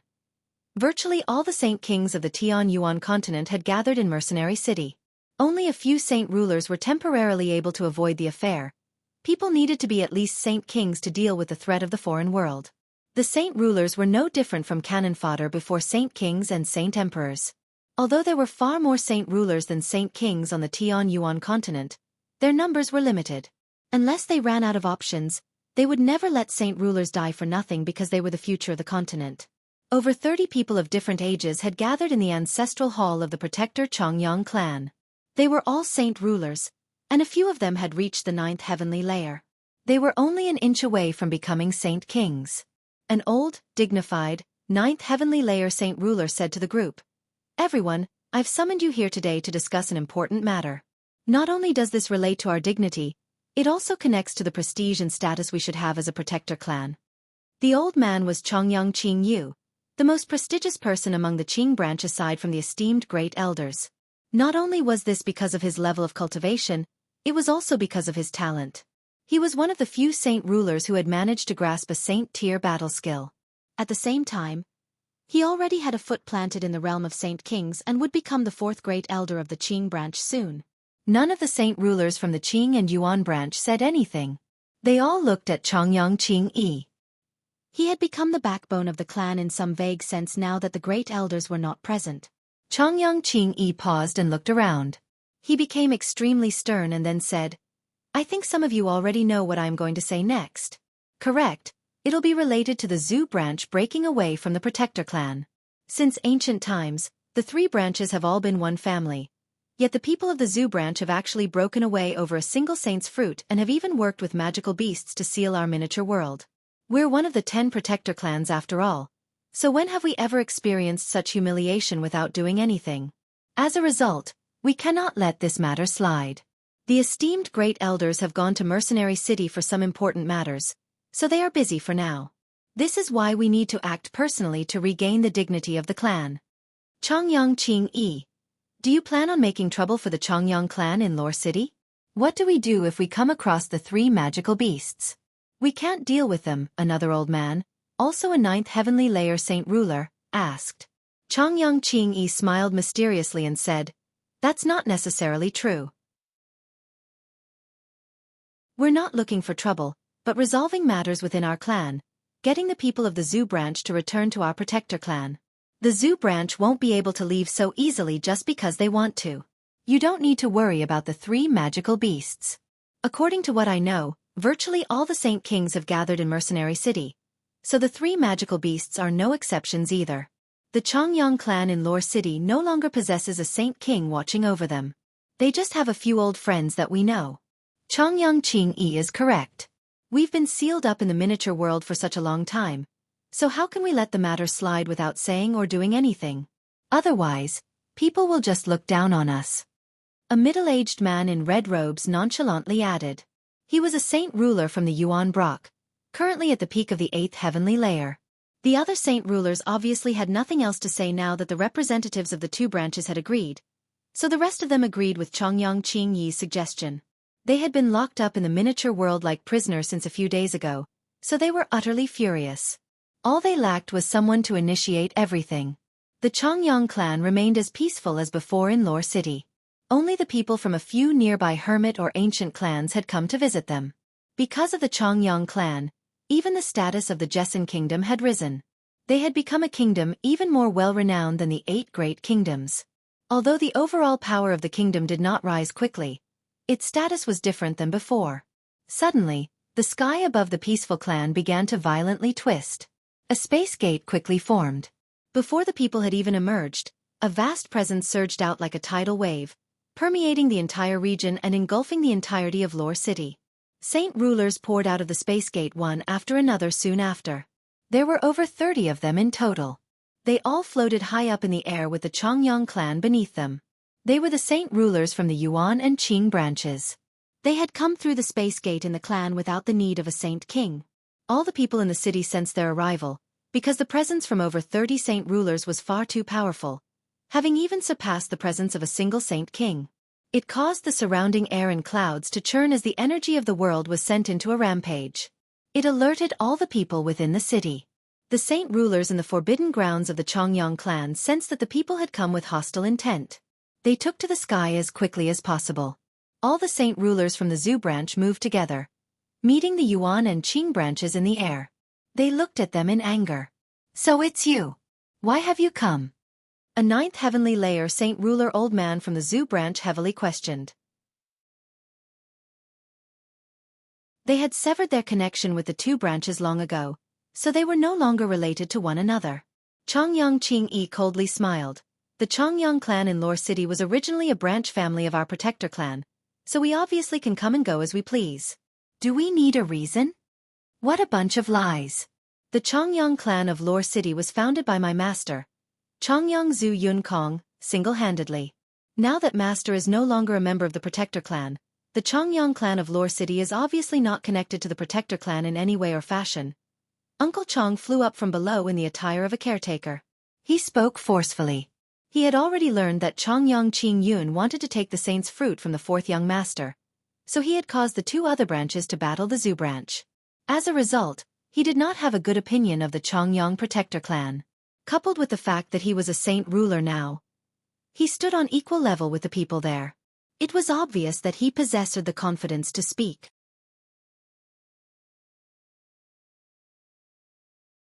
Chapter 13-16, Family Conflict, 2. Humph. Since when did you have the right to meddle in the affairs of your masters? Chong Wuji. Do you really think that you stand on the same level as us just because you're a saint ruler now? A saint ruler from the Yuan branch coldly said to Chong Wuji. Chong Wuji, don't forget your status. You were only a dog that was adopted by the protector clan. If the dog bites his master, the master can kill it at any time. Another saint ruler from the Qing branch called out. He spoke with a cold voice, looking at Chong Wuji like he was looking at a servant. They were descendants of the protector clan, so they possessed a natural sense of supremacy and arrogance. Meanwhile, Chong Wuji was of low birth, so even after becoming a saint ruler, he still did not catch the eyes of the saint rulers from the protector clan. The dozen or so saint rulers from the Zhu branch remained with neutral expressions. None of them said anything. They were not close with Chong Wuji, so they did not speak for him. Below, Chongyang Ba and the elderly members of the clan all became extremely furious when they saw Uncle Chong being abused. If they possessed the strength, they would definitely charge up and cut the people cursing at Uncle Chong into pieces. Although Uncle Chong was only the caretaker of the Chongyang clan, his status in the clan was extremely great, not to mention the fact that he was now a saint ruler and no longer a heaven saint master. His status had risen yet again because of that. These people have gone too far by abusing Uncle Chong like this. It's a pity that Xiang'er's not present, or these people would have gotten more than they bargained for today, Chongyang Ba said through gritted teeth. He had paled from his anger. Beside him Bai Yuntian, Yu Fengyan, Ling Long and Bai Yushuang were the same as him. Uncle Chong had been the caretaker of the clan for several centuries now. He cared for every single member of the clan very much. He diligently dealt with all the miscellaneous matters of the clan as the caretaker and never complained, which was why no one could rival his prestige within the clan. Everyone loved him. And after becoming a saint ruler, he maintained his position as caretaker, basically becoming the first saint ruler caretaker on the entire continent. He did not change at all with his increase in strength. Thus, the people from the clan held even more respect and loved him even more. As a result, Virtually everyone in the clan had become angered by the Yuan and Qing branch's words. Only the people of the Zhu branch remained the same since they did not have close ties with Uncle Chong. The saint ruler ancestors of the Zhu branch don't seem to be willing to speak for Uncle Chong. We're outnumbered, so I hope nothing happens to Uncle Chong, Bai Yuntian said with some worry. She was very worried about Uncle Chang's safety. Although he was a saint ruler now, he was only at the first heavenly layer. A sliver of determination immediately appeared in Chongyang Ba's eyes with that. With a flip of his hand, he pulled out 2 fist-sized rocks from his space ring and said through gritted teeth, "I have the quaking thunders that Xiang'er left behind."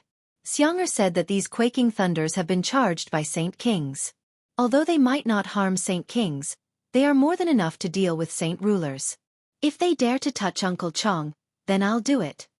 In the sky, Chong Wuji kept his cool as if he did not hear the insults at all. He said, "Correct, I was indeed picked off the streets by Master, and I was taken to the Protector clan. If you want to call me a dog, then I only have one master and that is Chongyang Zhu Yun Kong. This has nothing to do with you people of the Yuan and Qing branches." The saint ruler from the Qing branch became utterly furious with that. He yelled out, "How dare you speak like that to us as a mere dog? I, Chongyang Qing Shan, said that if a dog dares to bite his master, the master can make the dog disappear forever." Chongyang Qing Shan immediately attacked Chong Wuji. He used his abilities as a saint ruler and fused with the surrounding space, appearing before Chong Wuji in a single moment through the use of spatial force. Energy surged in his hand as he used a secret technique to condense a small green mountain, sending it toward Chong Wuji. The faces of the saint rulers from the Zhu branch hardened when they saw this green mountain. They recognized that this was Chongyang Qing Shan's famed technique, the Seal of the Green Mountain. The Seal of the Green Mountain was an adaptation of an ancient secret technique by Chongyang Qing Shan. It was not a saint-tier battle skill, but it was not weaker than one. Chongyang Qing Shan used his power as a 7th heavenly layer saint ruler to cast the Seal of the Green Mountain. Chong Wuji would end up extremely injured, if not dead, if he was struck by it with his strength at the 1st heavenly layer. A saint ruler from the Zhu branch immediately wanted to stop Chongyang Qing Shan. Although he was not close to Chong Wuji at all, he could not just watch him lose his life. However, the people from the Qing and Yuan branches seemed to have been prepared. They all moved and stopped the saint rulers from the Zhu branch, preventing them from interfering. Chong Wuji's face changed. He had never expected Chongyang Qing Shan to attack him in such a brazen fashion. He was also a saint ruler now, but he understood just how much weaker he was. He dared not to accept the attack head-on and dodged as fast as he could. However, the space around him suddenly froze, immobilizing him and causing him to pause. Chong Wuji sank inside. He immediately bellowed out as powerful energy surged out of him, shattering the frozen space. However, he lost the perfect opportunity to dodge with the delay. All he could do was cast a bar of energy around him and allow the attack to hit that. Bang! The seal viciously struck his chest, and with a heavy sound, blood spurted into the air from Chong Wuji's mouth. He was thrown far away. "Uncle Chong!" The people in the Chongyang clan all cried out. Chongyang Ba was absolutely furious. At that moment, an extremely powerful killing intent rapidly rose up in Chongyang Ba, filling his entire chest. Without any hesitation, he threw his 2 15th star quaking thunders at Chongyang Qing Shan. Chongyang Ba dismissed all his thoughts. He did not think about the consequences that the 2 quaking thunders could cause at all. He only had one thought in mind, and that was to avenge Uncle Chong. Quaking thunders originated from the Sea realm, but a few of them would make their way to the Tian-Yuan continent, so all the saint rulers recognized what they were.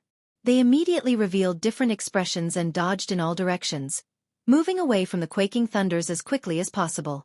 The saint rulers from the Zhu branch all landed in the clan, and one of them charged into the back courtyard as quickly as possible. Shortly afterward, a transparent barrier silently appeared, engulfing the entire clan. This was a barrier that Chongyang Zhu Shao had secretly cast down. Only the saint rulers of the Zhu branch knew of its existence. Even Chongyang Ba hadn't been told about it.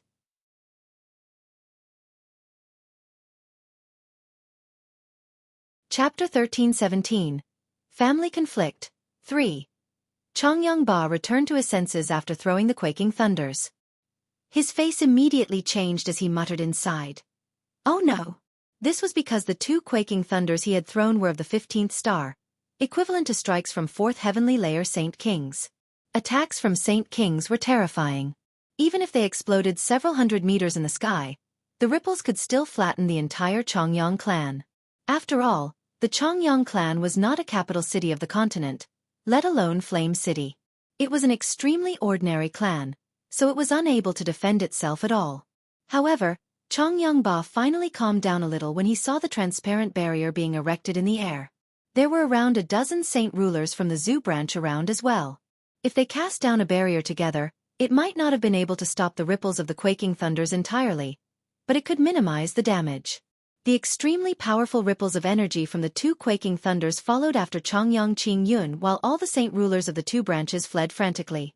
All of them had become ghastly pale from fright, because they could tell that these 2 quaking thunders were of the 15th star from the energy inside.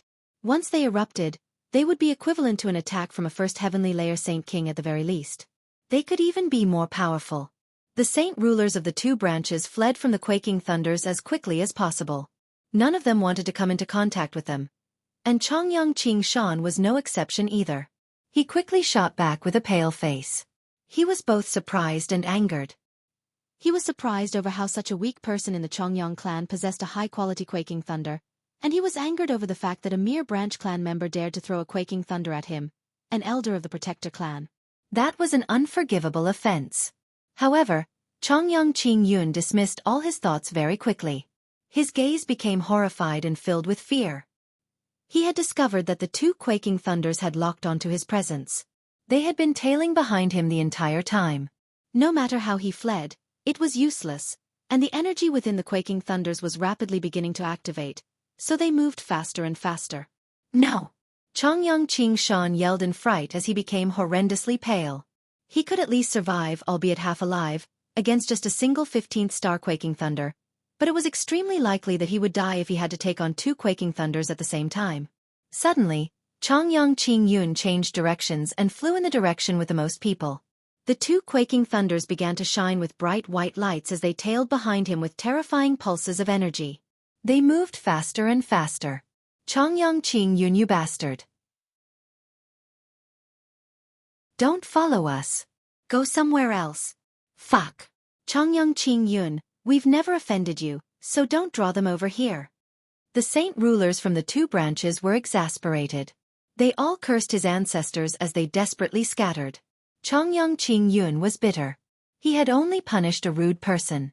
He had never thought that that punishment would end with him being pursued by 2 15th star quaking thunders. If he had known this earlier, he would have never laid his hands on Chong Wuji even if he was a much bolder person. The quaking thunders have locked onto my presence, so I can't shake them off. If you don't help me block them, I'll probably die here today. Chongyang Qingyun explained as he secretly rejoiced inside.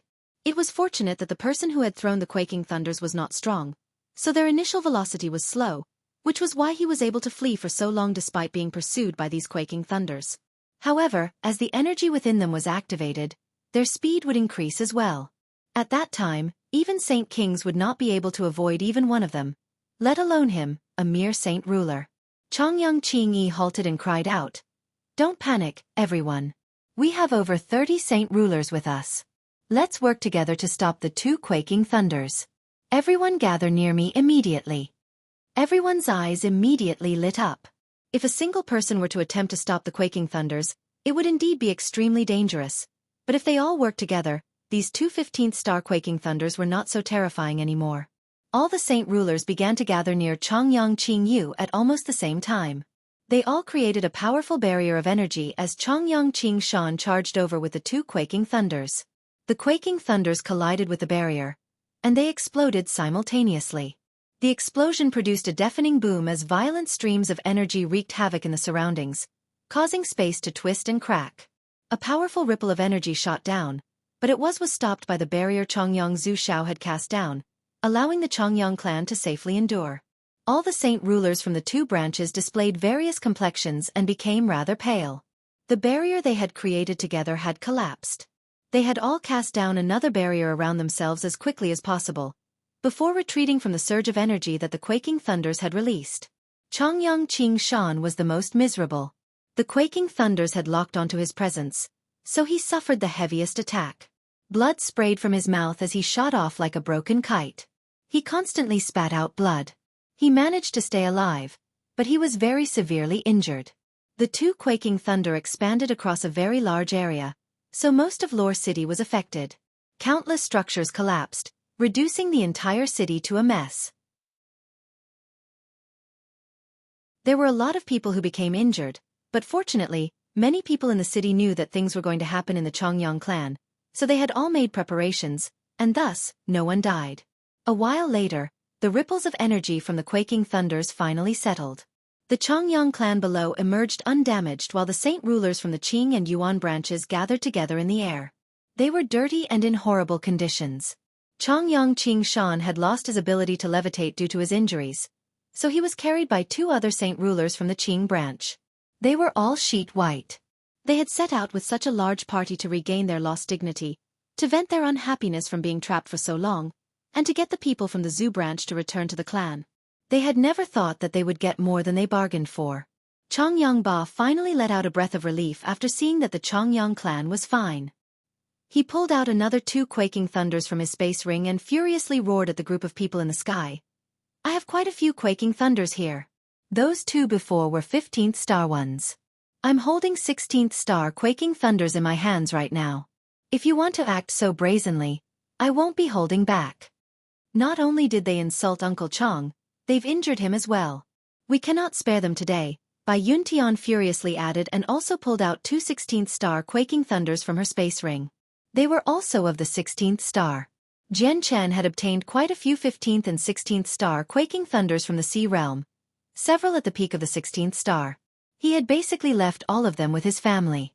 The people from the Qing and Yuan branches revealed extremely ugly expressions when they saw Chongyang Ba and Bai Yuntian pull out four 16th star quaking thunders. Even the saint rulers from the Zhu branch leaped in fright with a shiver. Even in the Sea Realm, 16th star quaking thunders were extremely rare, so why were there so many here? The saint rulers from the two branches became rather offended and embarrassed. This was definitely an unprecedented matter. A mighty protector clan was being threatened by a mere branch clan. If this was broadcasted, they would no longer possess the dignity to see anyone in the future. Chongyang Qing Yi's complexion became terrifyingly pale. He stared coldly at the group of people below and icily said, "This matter will never end after injuring an elder of our Qing branch. We can't do anything to you, but there will obviously be someone who can." With that, Chongyang Qing Yi formed a seal with his two hands. He used a secret message to communicate what had happened here to Chongyang Qing Yun. The protector clans possessed many secret techniques, and there were plenty that had been made for communication. What Chongyang Qing Yi used was soul communication. The technique allowed someone to send a message to the soul of another person. The only flaw was that the process was rather complicated.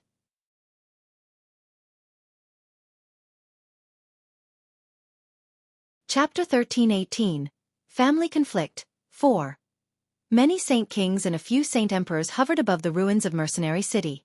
They paid close attention to the underground tunnel, waiting for any changes to occur. Several dozen divine halls hovered nearby and radiated with vast presences. Above Mercenary City, the 10 protector clans and a few powerful ancient clans had all mobilized their divine halls. They rested inside to gather strength so that they be in peak condition. None of them knew when the next attack from the world of Forsaken Saints would come, but all of them believed that the attack would definitely be even more terrifying than before, where even saint emperors might appear. They all became extremely heavy-hearted because of this, and they were not in the mood to enter the miniature world of Mercenary City either, since they just worried far too much. Not every saint king there was selfless, but they all understood one thing, which was that the world of Forsaken Saints was just far too powerful. If they could not stop them from entering this world, the 4 races would all suffer the threat of completely dying off. At that time, they would not be able to avoid death themselves either. As a result, many of the saint kings from the 4 races had gathered to guard the tunnel, not for their own race or for their descendants, but for themselves. In one of the divine halls floating in the sky, Chongyang Qing Yun, Chongyang Qing Jueri, Chongyang Qing Yunfeng, Chongyang Yuan Zhenghua, and Chongyang Yuan Wuji sat together like statues. Suddenly, Chongyang Qing Yun's face twitched as his eyes snapped open. Immediately, his eyes shone with an almost visible light, disturbing the space in front of him and causing it to twist slightly. The 4 other great elders simultaneously opened their eyes. They had been cultivating, but they paid attention to the outside world at all times. They obviously sensed the change that occurred within Chongyang Qingyun. Chongyang Qingyun stood up as his face darkened in a terrifying manner. He said, "Chongyang Qingshan has been injured. The saint rulers from our Qing and Yuan branches have been humiliated by the branch clan in Lore City. Humph, they've gone too far. Do they really think they can abuse our protector clan in such a fearless manner just because they have the protection of the 3 magical beasts?" Chongyang Qingyun looked around at the 4 other great elders and growled, "Let's go to Lore City of the Jessen Kingdom immediately." Chongyang Qing put the divine hall away before leaving with the 4 other saint kings. Although their departure had alerted everyone present, no one stepped forward to stop them, because none of the saint kings present had the right to meddle with other people's business. At the same time, Chongyang Zhu Xiao, Chongyang Zhu Yun Xiao, and Chongyang Zhu Yeyun sat together in another divine hall in the same manner. Suddenly, Chongyang Zhu Xiao slowly opened his eyes. His gaze was deep as he looked in the direction that Chongyang Qingyun and the others had set off in.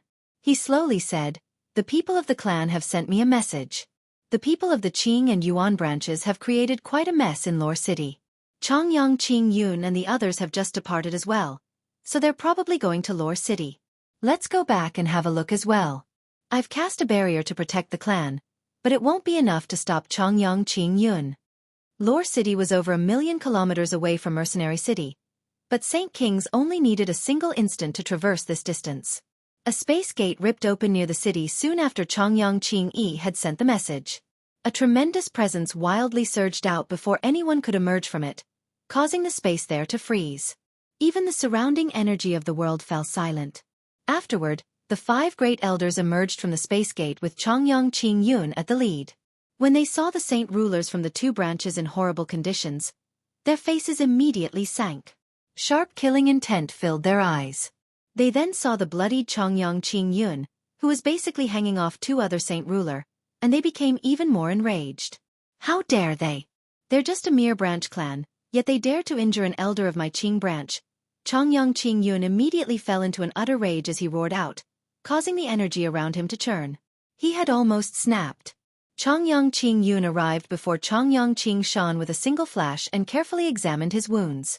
His complexion became even more ugly, and he growled, "Qingshan's extremely heavily injured.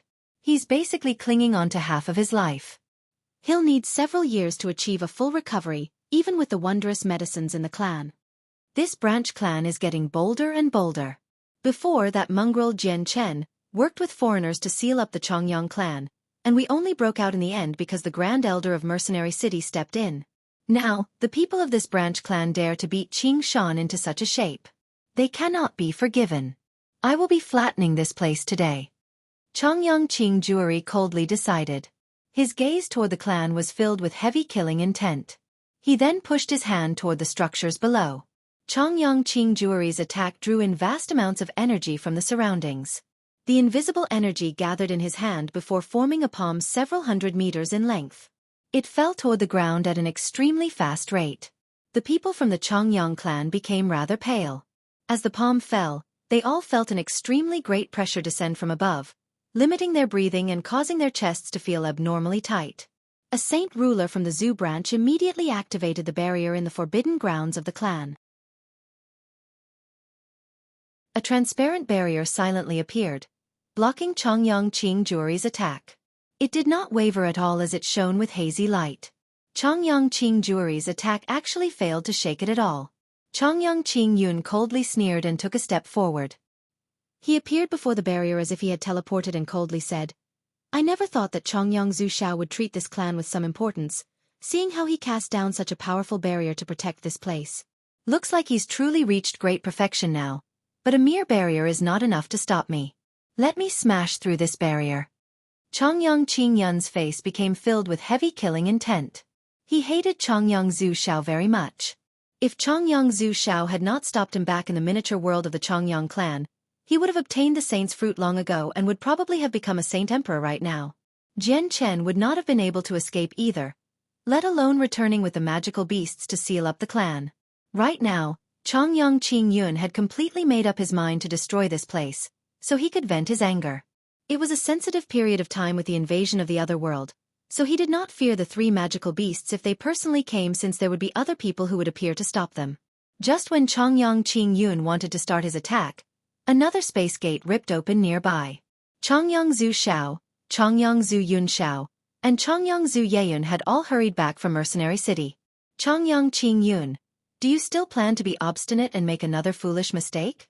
Chongyang Zhu Xiao immediately bellowed out when he realized Chongyang Qingyun's intentions. He arrived in front of Chongyang Qingyun with a flash to stop him from destroying the barrier.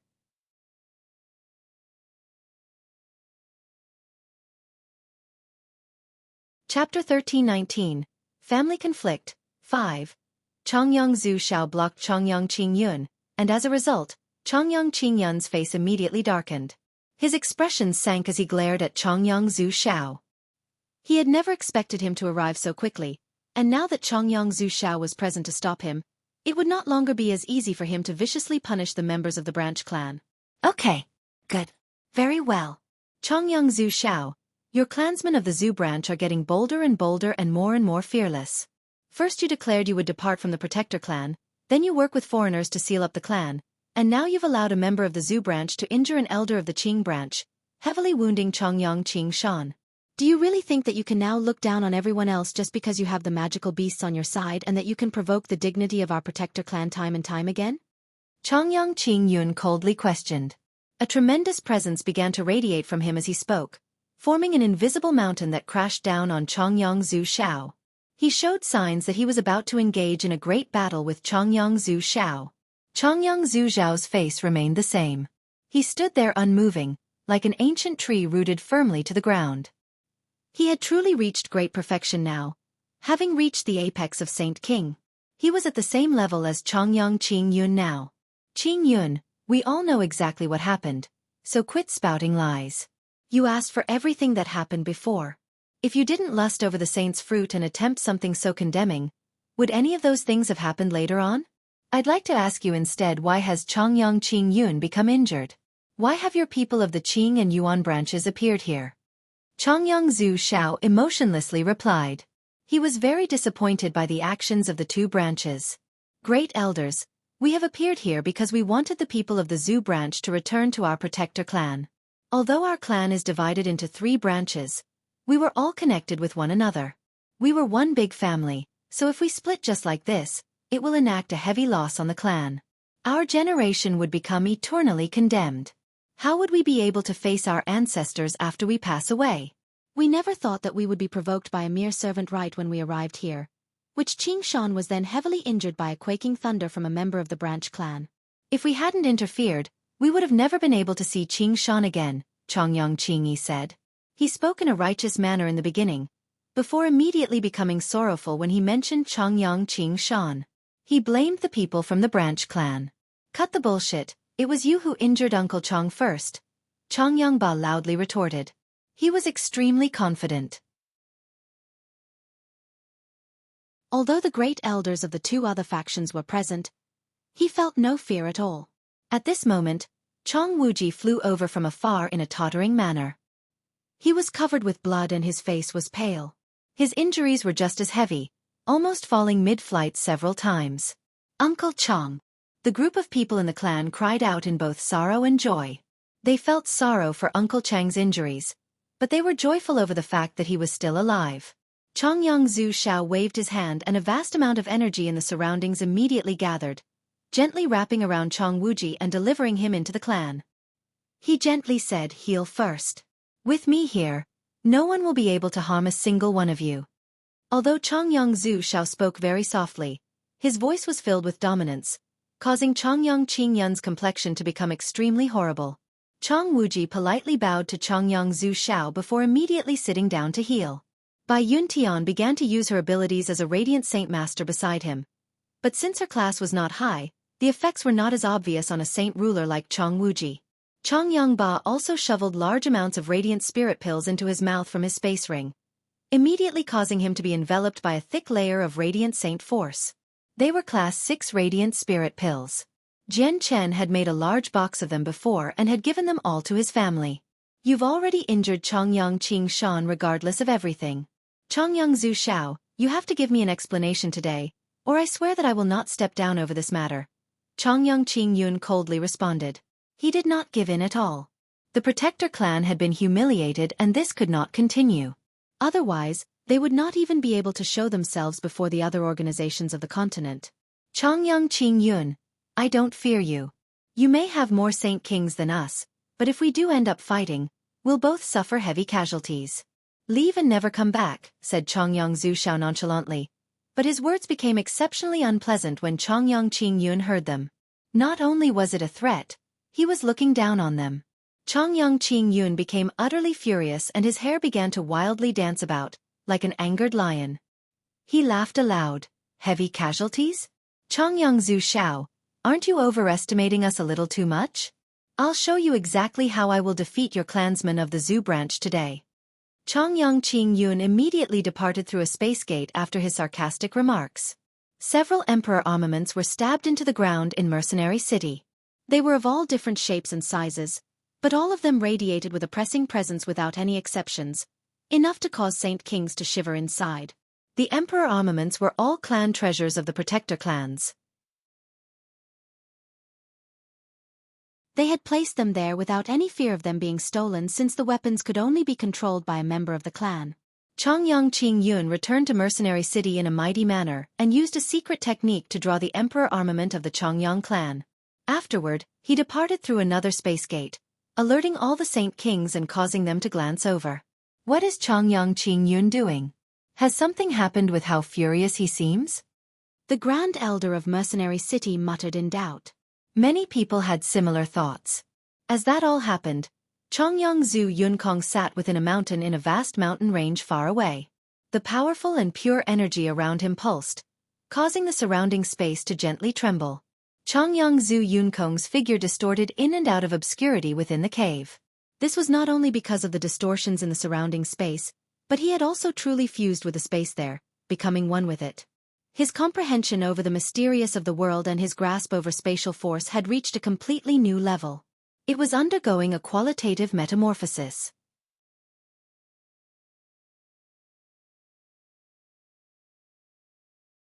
Chapter 1320. Yunkong becomes a Saint King. Chongyang Zhu Yunkong's talent was extremely great, but it had been sealed up by the great elders of the Chongyang clan together, preventing him from ever reaching sainthood. But even with that being the case, the breakthrough occurred uncontrollably several times back on Three Saint Island, conflicting with the seal in his head and torturing him in an excruciating fashion. If it were not for the heavenly enchantress' matchless accomplishments in the way of the zither that allowed her to send him into a slumber, he would have passed away long ago. Afterward, the seal in his head was removed because of Jian Chen. With his talent, his cultivation immediately surged. Coupled with Xiao Ling's assistance in personally invoking the mysteries of the world, the mysteries were presented in the clearest fashion possible right in front of him, allowing his strength to skyrocket. It increased at an unbelievable rate, allowing him to reach the peak of Saint Ruler after only recently becoming one a few short years ago. Chongyang Zhu Yunkong sat in the cave like an old monk in meditation. He was solemn and showed no other emotions. The space around him rippled in an even more unstable manner like water while powerful energy surged from his body from time to time, causing the ground to crack like a web. Not only was Chongyang Zhu Yunkong's comprehension of the mysteries of the world deepening with every moment, undergoing a qualitative metamorphosis, even the energy within him was strengthening, becoming more and more powerful and pure. Suddenly, the distorted space around him stopped and even the energy within him stabilized. At that moment, everything calmed down and his surroundings fell silent, as if the entire world had descended into silence in that single moment. It also seemed like time had stopped while the energy of the world around him stopped flowing as well. The odd situation lasted for a short while. Suddenly, a tremendous presence began to radiate from Chongyang Zhu Yunkong, sweeping out like a storm and engulfing the entire mountain range. At the same time, an even more tremendous presence erupted from Chongyang Zhu Yunkong. Like a flash flood, it violently surged out in all directions. Boom! The mountain Chongyang Zhu Yunkong was residing in erupted, disintegrating into rocks that splayed out in all directions. He remained floating at the same altitude in the same sitting posture as the energy erupted from him uncontrollably, wreaking havoc on the surroundings. At that moment, the calm sky suddenly began to churn. The energy surged into the sky like a flood, obliterating the layer of clouds above. Soon afterward, a layer of rainbow clouds silently appeared in the sky. They shone with a colorful and beautiful light, illuminating the entire region. They were 7-colored rainbow clouds, and they silently expanded in all directions. They engulfed a radius of several 100,000 kilometers, making all the saint rulers in that area envious and eager. This was because they all knew that this was the sign of a 9th heavenly layer saint ruler breaking through to Saint King. Reaching Saint King did not only mean an increase in strength, elevating the person to the apex of the continent, it also meant an increase in longevity. Saint rulers only possessed a lifespan of 3,000 years, and even with heavenly resources, they could only live for an additional 200 years at most. However, reaching Saint King would directly increase one's lifespan to 6,000 years. From 2 other regions within the mountain range, Huang Tianba and Yang Ling emerged from cultivation. They both looked up at the sky. Chongyang Zhu Yunkong's talent really is terrifying. A few years ago, he was nowhere near as strong as me, yet he's reached Saint King before me, Huang Tianba mumbled emotionally. He faintly smiled because of the joy he felt knowing Chongyang Zhu Yunkong was becoming a Saint King. I need to work hard as well. My talent may not be as impressive as Chongyang Zhu Yunkong, but I can't fall too far behind, or that's just far too embarrassing, Huang Tianba then said. He was also at the 9th heavenly layer right now, only requiring a final step to break through. On the other side, Yang Ling stared at the rainbow clouds in the sky with mixed emotions. He could still clearly remember that when he was cultivating with Chongyang Zhu Yunkong back in Mercenary City. Chongyang Zhu Yunkong was only a saint ruler of the 1st heavenly layer, yet he had already become a Saint King after so little time. On the other hand, his strength had not increased at all. He remained a 6th cycle heaven saint master. My talent is horrible. The young master has given me such a great opportunity, yet I've still failed to reach saint ruler.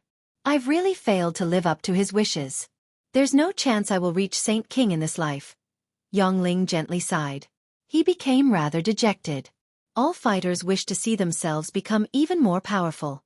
Chongyang Zhu Yunkong was only several tens of thousand kilometers from Mercenary City, so the rainbow clouds obviously reached there. However, there were already 2,000 Saint Kings from various races that had gathered there, and there were even a few Saint Emperors. The breakthrough obviously did not catch the attention of many people. Back at the Chongyang clan, Chongyang Qingyun's sudden departure made a lot of people sigh in relief. The people who had no idea what was happening thought that Chongyang Qingyun had permanently left and started to secretly praise Chongyang Zhu Zhao's might since he had driven away an enemy as soon as he arrived. Only Chongyang Zhu Xiao, Chongyang Zhu Yun Xiao, and Chongyang Zhu Yeyun remained with very pale faces. They had already thought of some things that might end up happening after hearing what Chongyang Qingyun had said before he left. Before they could delve into the matter, a space gate ripped open again and Chongyang Qingyun emerged. He had arrived with an emperor armament that was over 20 meters in length in his hands. The emperor armament immediately radiated with a powerful might as soon as it appeared. Its presence swept through the surroundings and made everyone shiver. Just the appearance of the emperor armament, without even displaying its powers, had caused the surrounding space to ripple, as if it were going to shatter at any moment. Chongyang Qingyun stood where the hilt of the sword was and held onto it with both of his hands. His hair and clothes were ruffled despite the windless sky as a tremendous ripple of energy radiated from him. He was currently using his full strength to stabilize the emperor armament. The 4 other great elders simultaneously charged over, joining with Chongyang Qingyun to control the emperor armament together. The ancestral weapon of a protector clan was just far too powerful. Even Saint Kings at great perfection would struggle to control it by themselves. They needed several people to work together. Chongyang Zhu Xiao, I'd like to see how you will block the emperor armament. Do you really think your Zhu branch has the ability to achieve mutual defeat? Chongyang Qingyun laughed at the sky. He was already confident he would achieve victory now that this weapon was in his hands. The 3 Saint Kings of the Zhu branch became extremely ugly. Even the saint rulers beneath looked the same. Chongyang Qingyun, I never thought you'd become so mad that you'd use the emperor armament against us. Have you forgotten the ancestral teachings? They've clearly recorded that the protector clans can only use the emperor armaments when the continent faces a severe threat or when the protector clan is facing a life or death situation. Chongyang Zhu Xiao cried out in a heavy voice as his expression became extremely horrible.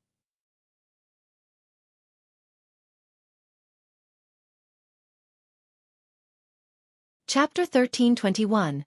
Yang Lai, 1. Since ancient times, we three branches have always been one big family. We've gone through countless eras like that, but your Zhu branch wants to leave and create their own clan. The descendant of the branch clan, Chongyang Zhu Xiangtian, has even worked with foreigners against the clan, sealing us within our miniature world. This is treachery. If we give you some more time, you'll become even bolder, and you'll probably do things that are even more outrageous. You may even try replace us as a protector clan, Chongyang Qingyun coldly replied. He had not only come to the Chongyang clan to deal with the conflict that had erupted between the three branches, but he had also come to vent his suppressed anger as well.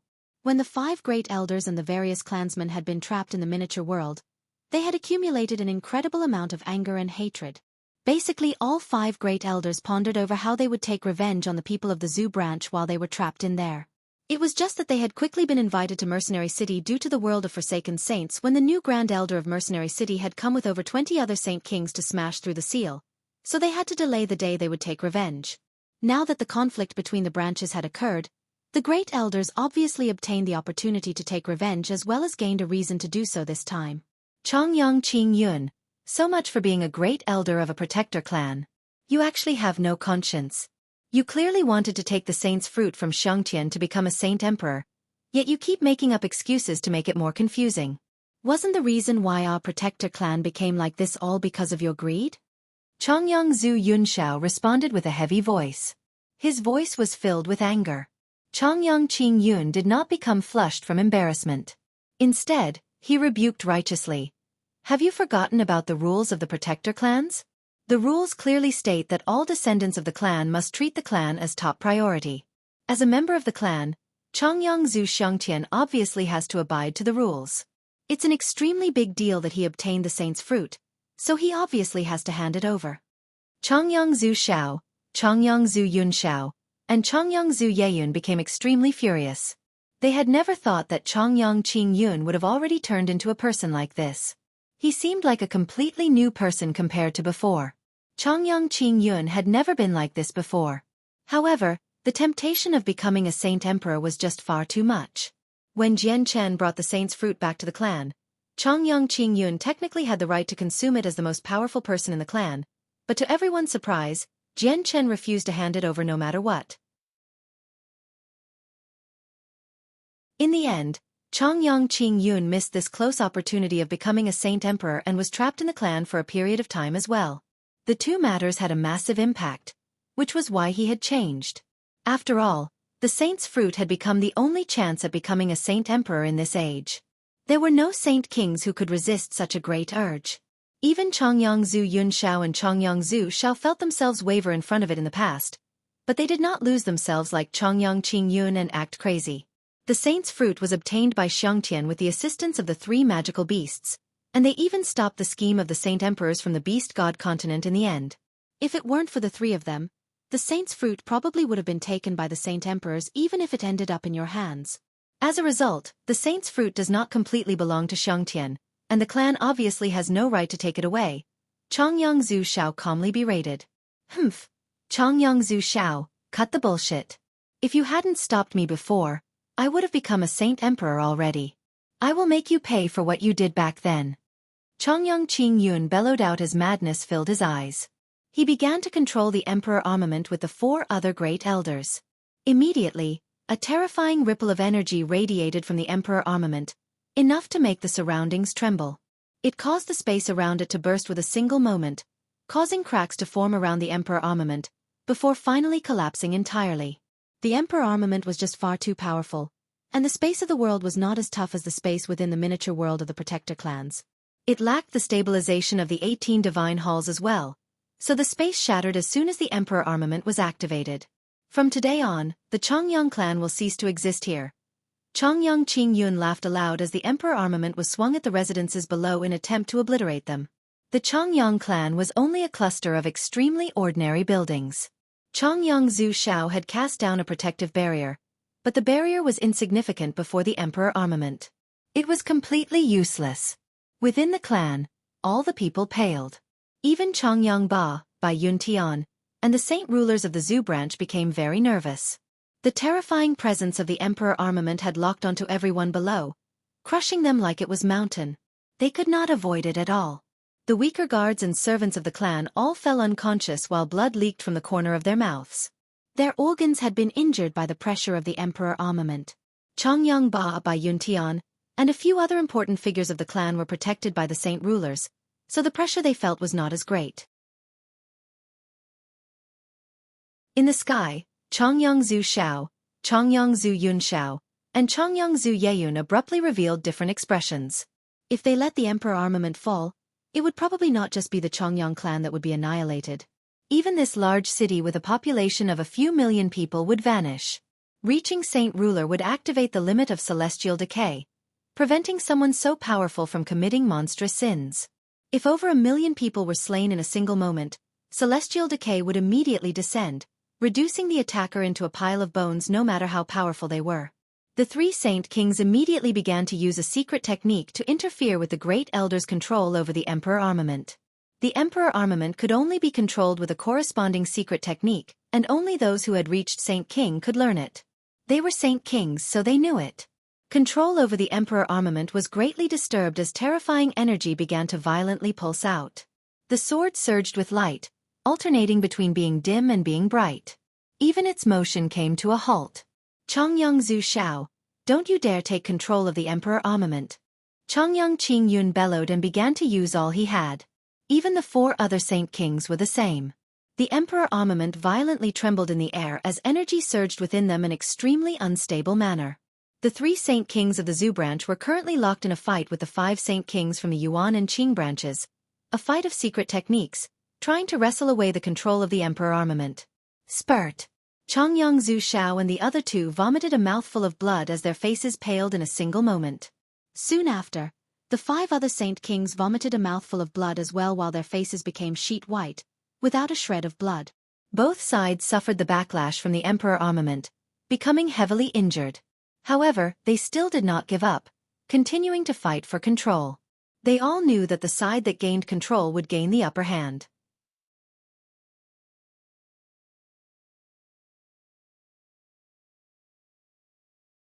Chapter 1322.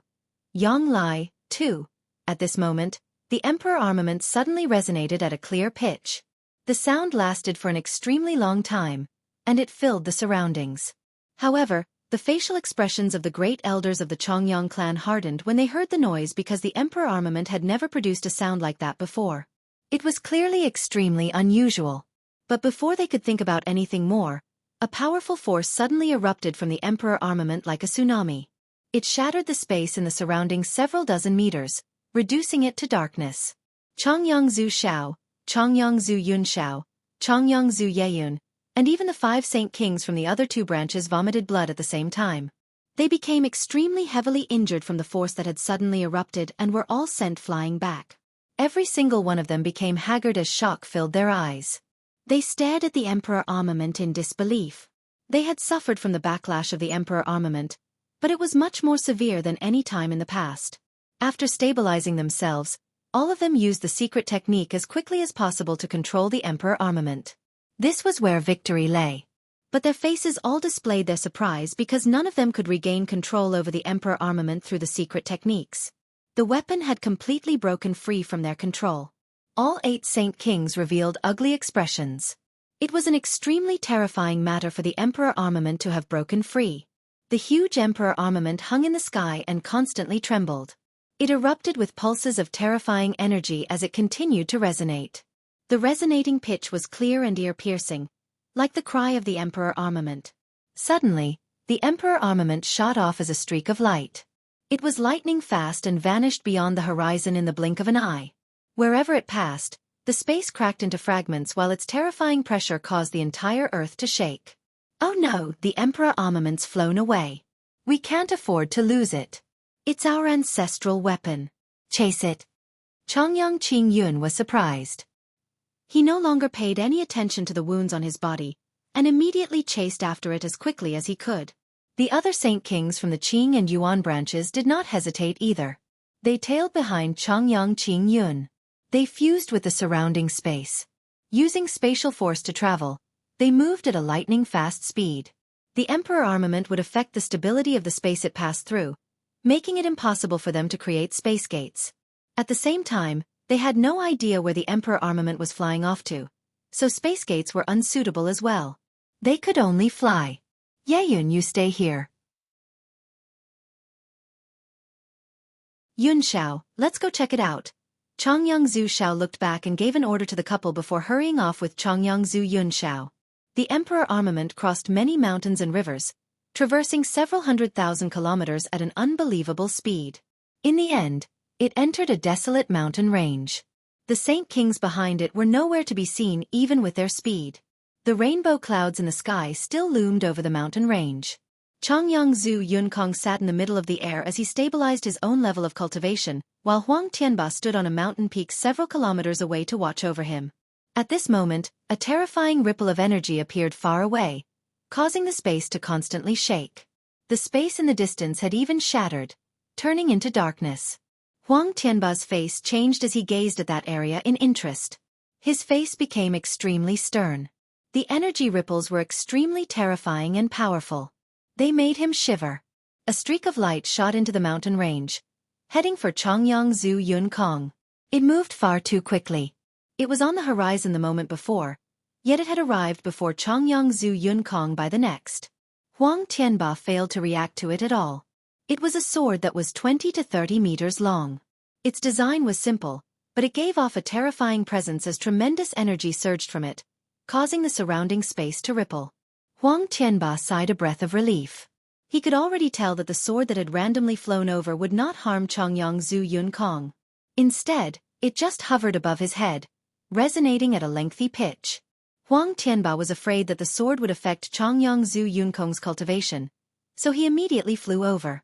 However, he was stopped by a mysterious force that was formed by the sword as soon as he reached a kilometer away from Chongyang Zhu Yunkong. He was unable to move beyond that point with his strength as a ninth heavenly layer saint ruler. Suddenly, a terrifying glow erupted from the sword. The light surged into the sky and illuminated the entire place, causing the world to light up. The glow enveloped Chongyang Zhu Yunkong, but it did not harm him at all.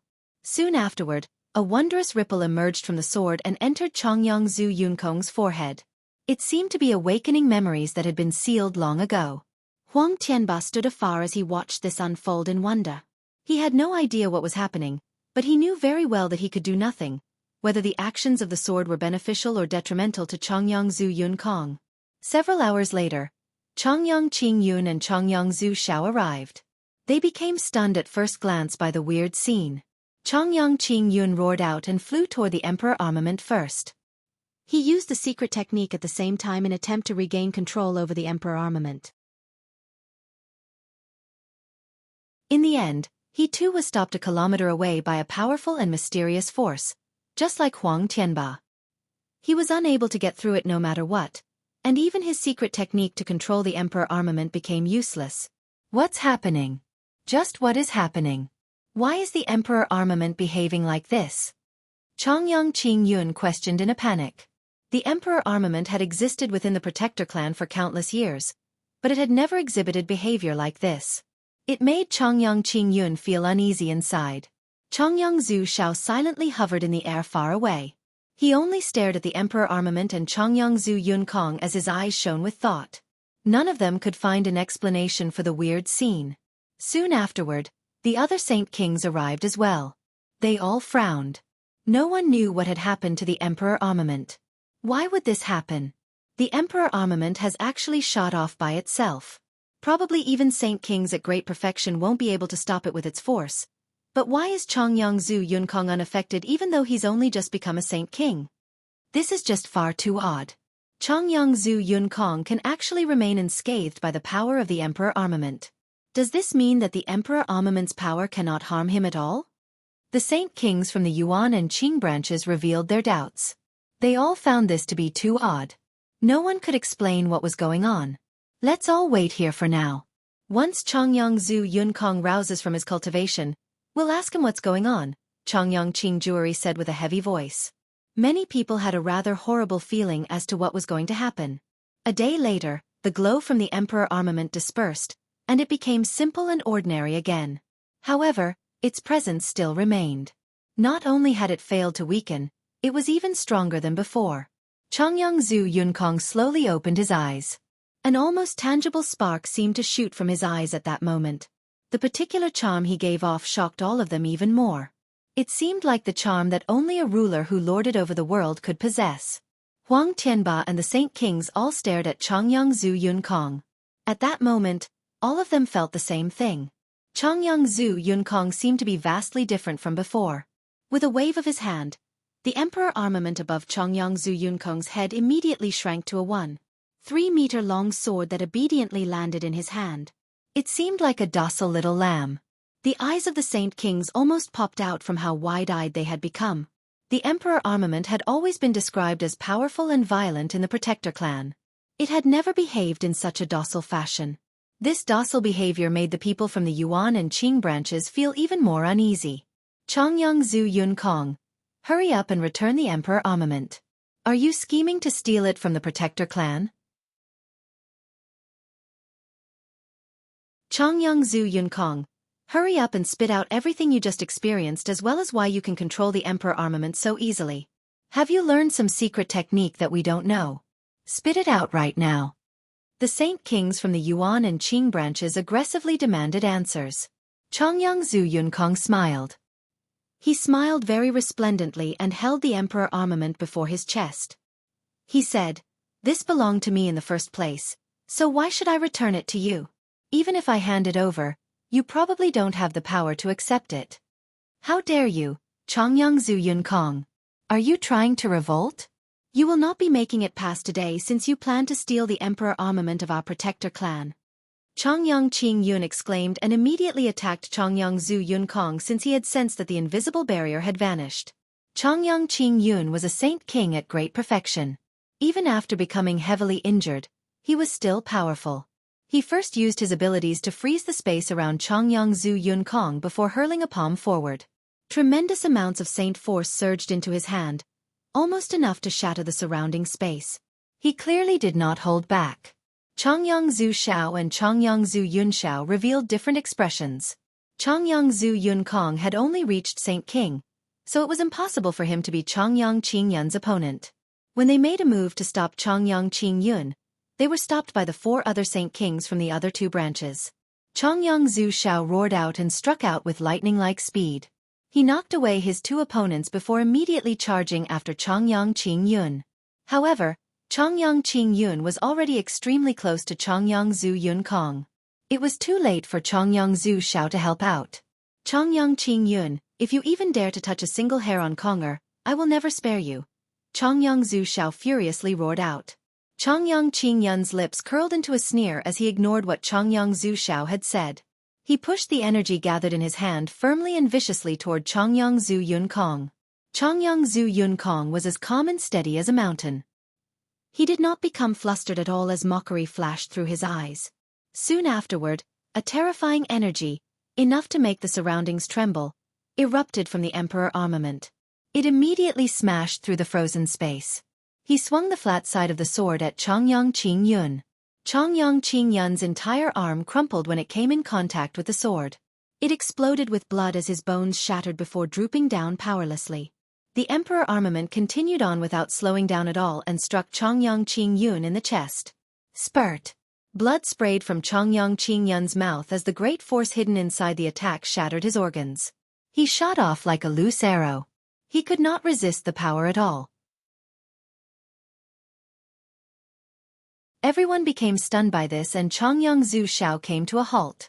Even Chongyang Zhu Yunxiao and the other 2 Saint Kings stopped fighting as they looked at Chongyang Zhu Yunkong in utter shock. How is this possible? Just how is this possible? He can actually control the emperor armament by himself and not suffer a backlash. Chongyang Yuan Zhenghua said in shock as his heart churned. Chongyang Zhu Yunkong, you actually dare to injure great elder Qing Yun. You are disrespecting his authority. Are you trying to rebel? Chongyang Qing Jueri sternly asked despite feeling the exact opposite inside. He was very fearful of Chongyang Zhu Yunkong now. Chongyang Zhu Yunkong warmly smiled and said, "You shouldn't call me Chongyang Zhu Yunkong. From now on, my name is Yang Lai."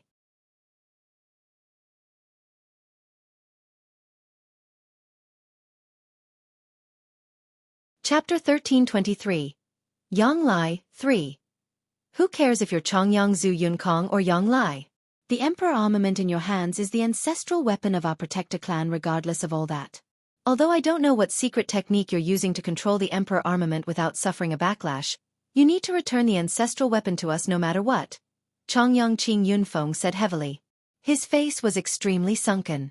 He had not treated Chongyang Zhu Yunkong's breakthrough with any importance since he would only be at the first heavenly layer. But now that the ancestral weapon was in his hands, his strength was indescribable. Even Chongyang Qing Yun, who was at great perfection, was not his opponent, having been injured without being able to resist at all. This caused the people of the Yuan and Qing branches to become flustered. However, Chongyang Qing Yunfeng tried to recall where he had heard the name Yang Lai. For some reason, he felt a sense of familiarity, as if he had heard it somewhere before, but he could not recall where at the moment. Chongyang Yuan Zhenghua's face slightly changed. His gaze toward Chongyang Zhu Yunkong became extremely sharp as he cried out in a low voice. Yang Lai is the founding ancestor of our Chongyang clan. How dare you, Chongyang Zhu Yunkong? How dare you use the name of our ancestor to do such treacherous things? Immediately, everyone present became startled before coming to an understanding. Chongyang Qing Yunfeng was not the only one who had sensed a feeling of familiarity from the name, but Chongyang Zhu Shao and the others also could not recall where they had heard the name before. Chongyang Qing Juri laughed out of anger. Okay. Good.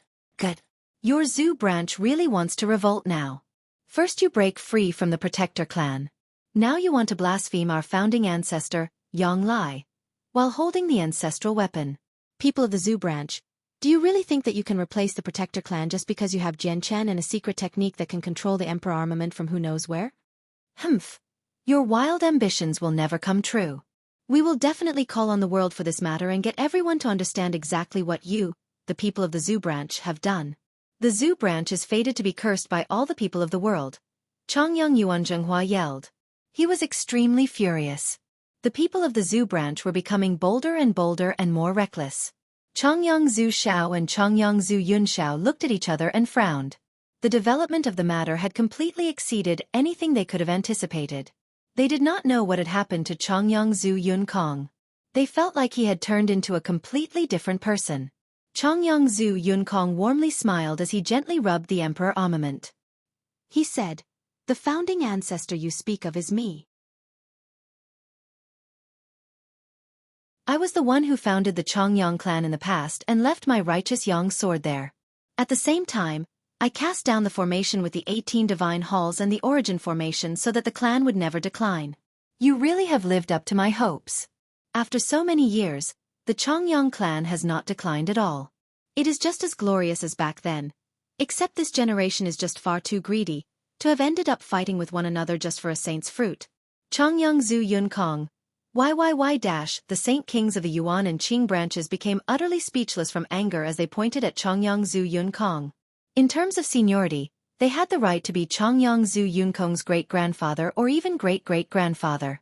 Right now, the youngest descendant in their eyes was actually called himself the founding ancestor. That would mean that they, people who had lived for thousands of years, were his descendants of countless generations. Chongyang Zhu Shao and Chongyang Zhu Yunkong displayed rather ugly expressions, but they said nothing because they could clearly sense that Chongyang Zhu Yunkong no longer seemed like the Chongyang Zhu Yunkong of the past. Although he looked the same, his presence and charm were completely off. Chongyang Zhu Yunkong had just reached Saint King, but he happened to give off an unfathomable feeling. Chongyang Qing Yun slowly dragged his injured body over from afar. He said nothing, only staring at Chongyang Zhu Yunkong in shock. Disbelief was plastered across his face. He understood that he had just been injured by the emperor armament and not Chongyang Zhu Yunkong himself. He struggled to believe that Chongyang Zhu Yunkong could control the emperor armament in such an easy fashion. Not only could he use its power at will, he did not suffer a backlash from it at all. A space gate ripped open and a middle-aged man in tight robes emerged. He carried a shiny silver blade. Strands of powerful energy would pulse from the blade from time to time, surprising the Saint Kings of the Chongyang clan. The Saint Kings all looked at the man who had suddenly appeared. Their eyes all narrowed because they were unable to see through the man at all. The blade he carried in particular even made them violently jerk away. No matter how they looked at it, the blade seemed like the emperor armament from the tyrant's blade school, except it had shrunken by a lot. The man was Xueqi Dao. He did not even look at the Saint Kings from the Changyang clan. His eyes were only fixated on Changyang Zhu Yun Kong. He happily smiled and said, "Yang Lai, you finally returned." Yang Lai stared at Xueqi Dao for a while before a gleam of light flashed through his eyes, and he said, "Xueqi Dao, I never thought that you would have awakened already, and you've even recovered your strength to the level of a Saint Emperor." The Saint Kings were immediately surprised by what they had just heard. They all stared at Xueqi Dao with wide eyes while shock was plastered across their face. The middle-aged man before them was actually a Saint Emperor? They did not recognize him at all, nor did they know when the middle-aged man had become a Saint Emperor. The 9-colored rainbow clouds did not accompany his breakthrough. Xueqi Dao laughed aloud. He was overjoyed after seeing an old friend. He said, "Yang Lai, I only came a few years earlier than you. The energy gathered in your righteous Yang sword is not lesser than my wave-breaking blade. If you use the energy in it to cultivate, you'll reach the peak of Saint Emperor very soon. However, returning to our level of cultivation will be rather difficult." "We're unable to reach the origin realm? Why not?" Yang Lai asked. Xueqi Dao stopped smiling and became rather stern. He gently sighed. "Yang Lai, your clan doesn't seem to be very peaceful. Deal with that first. I'll wait for you in the Northern Sea." "Sir, may I ask who you are? Why have I never heard of an expert like you on the Tianyuan continent?" Changyang Qingjueri used this opportunity to ask Xueqi Dao a question. If it was any other day, Xueqi Dao would have never paid any attention to what his juniors asked him. However, an old friend of his had just returned today, so he was in an extremely good mood. He chuckled. "I founded the Tyrant's Blade School. I believe my disciples and grand-disciples have told you about it already." With that, Xueqi Dao directly departed through a space gate. The Saint Kings of the Changyang clan became stunned. Back when Mercenary City had asked to borrow the Tyrant's Blade School's Emperor armament, the great elders of the Tyrant's Blade School had mentioned that their founding ancestor had returned. Although the 5 great elders had still been trapped in their miniature world back then, they had overheard the news from the conversations of a few other Saint Kings. They all believed that it was just an excuse the Tyrant's Blade School had used to decline lending out their Emperor armament. None of them had thought that their ancestor had actually returned. It was unrealistic that someone who had been dead for 1,000,000 years could return. It was just unbelievable. Changyang Qingyun, Changyang Qingyunfeng, Changyang Qingjueri, Changyang Yuan Zhenghua, and Changyang Yuan Wuji. The 5 of you turned on your own clansmen over a saint's fruit. Do you understand your crimes? Yang Lai looked at the 5 great elders as his tone gradually grew cold. A domineering aura appeared. Even Changyang Qingyun and the others found it difficult to not heed his commands. "Hey, are you really the founding ancestor of our Changyang clan, Yang Lai?" Changyang Qingyun asked in shock. He could already vaguely sense the answer to his question.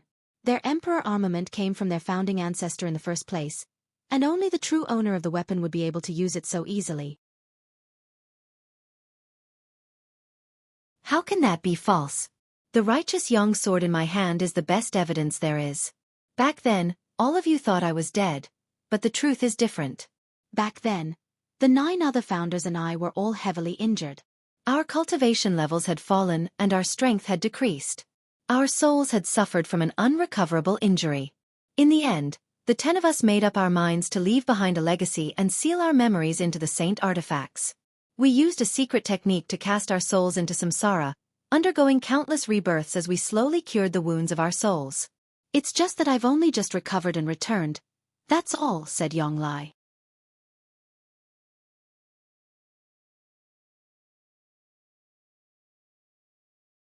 Chapter 1324. Returning to the sea realm. What Yang Lai said was like a story to the Saint Kings of the Changyang clan. How could such a method exist, where someone could seal their memories in their ancestral weapon and then cast their soul into samsara?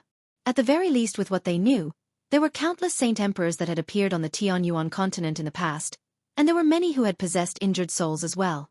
However, no one had accomplished what Yang Lai did, undergoing countless reincarnations before awakening and recovering his former memories.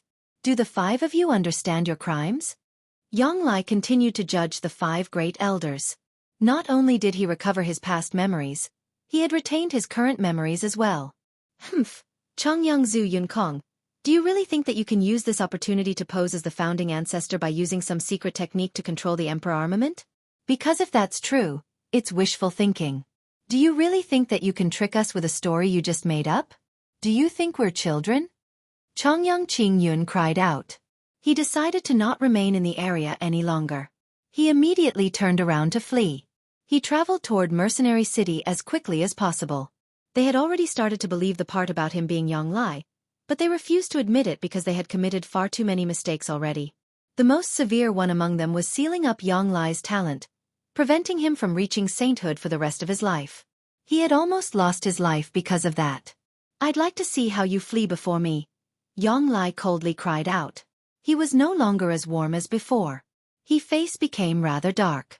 If Chongyang Qingyun had admitted to his mistakes out of his own accord, he might have ended up letting him go easily, but not only did he refuse to acknowledge them, he was committing even more mistakes. This angered Yang Lai. Swish! The righteous Yang sword shot out of Yang Lai's hands with a resplendent glow as it pursued Chongyang Qingyun at the speed of lightning. It hovered above Chongyang Qingyun's head before suddenly expanding, returning to its 30-meter-long size. Afterward, it viciously pushed down with a tremendous presence, sending Chongyang Qingyun into the ground. Chongyang Qingyun roared out. Powerful energy wildly surged from his body as he attempted to stop the righteous Yang sword. The sword was only 30 meters long at most, but it was even heavier than a mountain. Even with Chongyang Qingyun's full strength, Saint King at great perfection, he was unable to stop it. Boom! Chongyang Qingyun's hands forcefully dug into the ground and produced a heavy sound. He wanted to blast open the ground, carve out a tunnel, and flee through it. A tremendous and powerful energy leaked out of the righteous Yang sword, causing the ground to become as tough as steel. Chongyang Qingyun's strike, which could easily destroy mountains on any other day, actually failed to penetrate the earth at this moment. Seeing how the righteous Yang sword had left Yang Lai's hands, the eyes of the 4 other saints kings from the Qing and Yuan branches immediately lit up. They looked at one another and attacked Yang Lai together. The 4 of them did not hold back at all, striking out with their full strength. They all swung their saint weapons at the weaponless Yang Lai. The saint weapons crisscrossed with one another and formed a huge invisible net around him, cutting off any path of escape. They then froze the space around him, limiting his movements. Yang Lai was immobilized by the surrounding space, but he did not become flustered at all. His lips curled like he had just heard a joke, and with a flash of light through his eyes, for powerful sword qis erupted from the sword that constrained Chongyang Qingyun in the distance.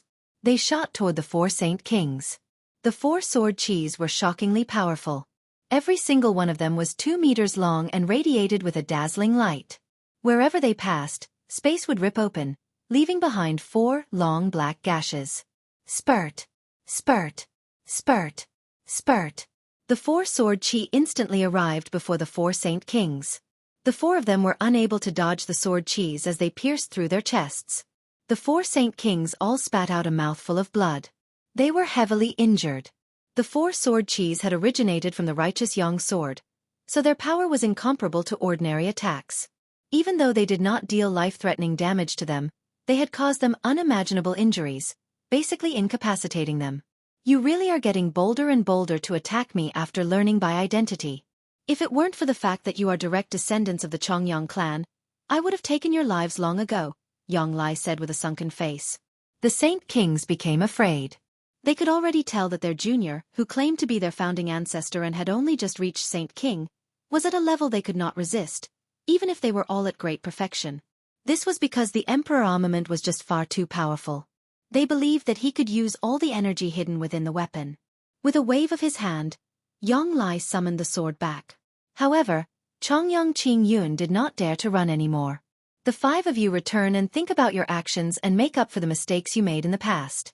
If it weren't for the fact that the Tianyuan continent is currently facing disaster and is in need of people, why would I be letting you off so easily? Yang Lai coldly said to the 5 of them. Afterward, he looked at Chongyang Zhu Xiao and Chongyang Zhu Yunxiao. He could not help but become filled with mixed emotions. After a moment of silence he said, "During the period I'm gone, you can deal with the matters in the clan. After I return, I will give you origin energy and will do my best to make you Saint Emperors. With that, Yang Lai ripped open a space gate and left. Chongyang Zhu Shao and Chongyang Zhu Yunshao stood there speechless. At that moment, they were strewn between all sorts of feelings and had no idea how to describe them. The return of their founding ancestor was something that they should have been happy about, but they did not feel happy at all. The 5 other Saint Kings all left in a disheveled manner. They dragged their bodies toward Mercenary City. They wanted to use the Class 7 Radiant Saint Masters there to heal. However, the 5 of them were not calm. Their founding ancestor had returned, which had greatly shocked them. Chongyang Zhu Shao and Chongyang Zhu Yunshao returned to the Chongyang clan in Lore City and explained everything that had happened to Chongyang Zhu Yeyun. She immediately became stunned after learning that her child was the incarnation of their founding ancestor. She was strewn with emotions while her face reflected her bitter thoughts. I never thought that Chongyang Zhu Yunkong would actually be the incarnation of founding ancestor of the Chongyang clan. This is just far too shocking. Huang Tianba was speechless as he watched everything unfold on a mountain peak. He then returned to seclusion to undergo his final breakthrough. Back in the Sea Realm, Jian Chen and Tai Ta successfully emerged from the Shenhuang microcosm and returned.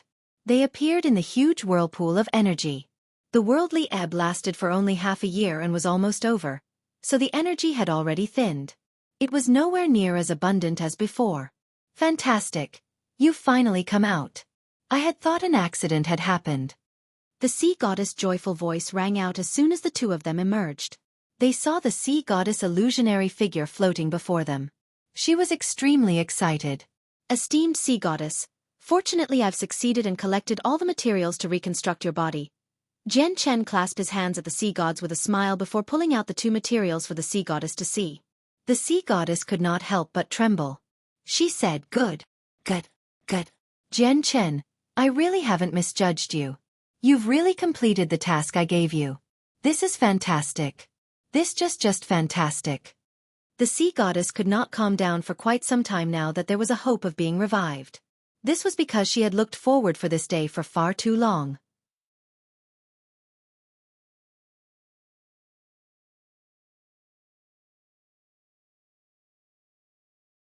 Chapter 1325. The Tao family's clamor, Your Majesty. May I ask how I can give you these items? Jian Chen asked. The sea goddess was only a soul right now, so she could not take things with her. The sea goddess calmed down after hearing the question. She said, Jian Chen, first go find the hall master of the sea goddess hall, Yadrium. She has an abyssal crystal with her. The crystal only appears in the Sea of Despair, and she is in possession of the only piece that has made it out. You can find my divine hall in the Sea of Despair through the use of the crystal. The sea goddess vanished after explaining some things to Jian Chen. She had left already. Jian Chen looked around. He and Tai Ta were currently located in the depths of the whirlpool. If it was as before, it would have been impossible for the 2 of them to stand there so easily, but now that their strength had skyrocketed in the Shenhuang microcosm and with the weakening energy, they obviously were no longer affected as much as before. Jian Chen stared at the energy that was gradually decreasing in the surroundings. If the Shenhuang microcosm had not appeared, he would have stayed here to cultivate some more. However, he had already reached the 4th layer of the chaotic body in the Shenhuang microcosm, so the amount of energy he needed to reach the 5th layer had increased yet again. The energy of the whirlpool no longer seemed very important to Jian Chen. Newbies and the White Tiger were still cultivating within the artifact space. They had ingested the various heavenly resources Jian Chen had gathered in the Shenhuang microcosm, including the tea made from the comprehension tea leaves. As a result, their strength surged at an extremely great rate during this period of time. Their cultivation was smooth sailing, and the White Tiger had formally reached Class 8, becoming a Saint King. However, since he broke through in the Saint artifact, no rainbow clouds formed.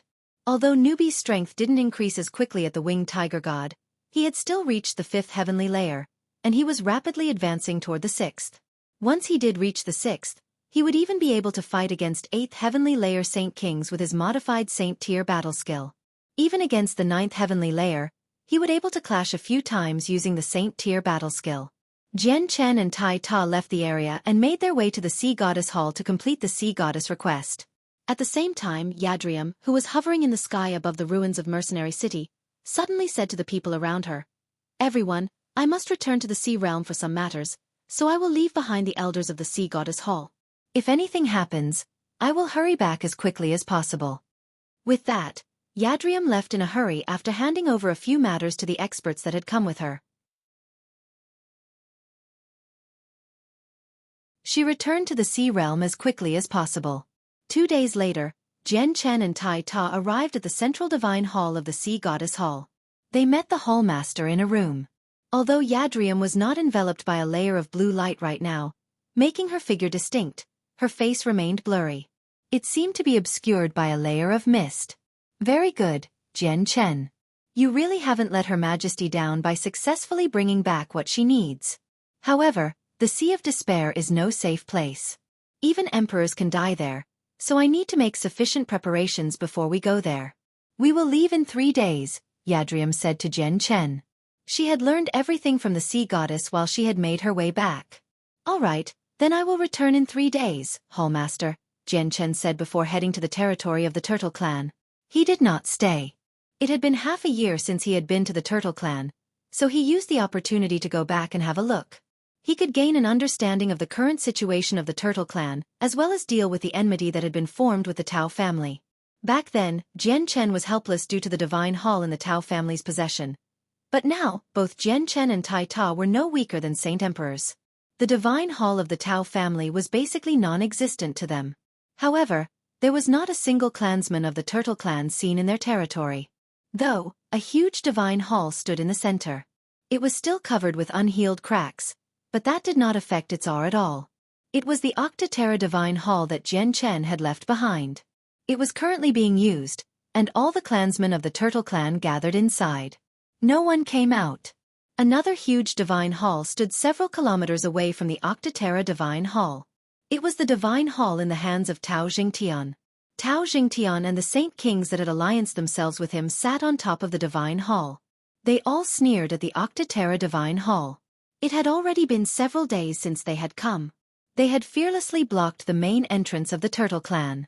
Come out, ruler of the Turtle Clan. Today, my Tao family will completely finish what we started with you. Tao Jingtian taunted the Turtle Clan as he sat on the top of the Divine Hall. Ruler of the Turtle Clan, what are you scared? You won't even come out after we've blocked your main entrance. All you know is how to hide in the Divine Hall. Do you plan on hiding for the rest of your life? Ruler of the Turtle Clan, your clan is still a large one in the end.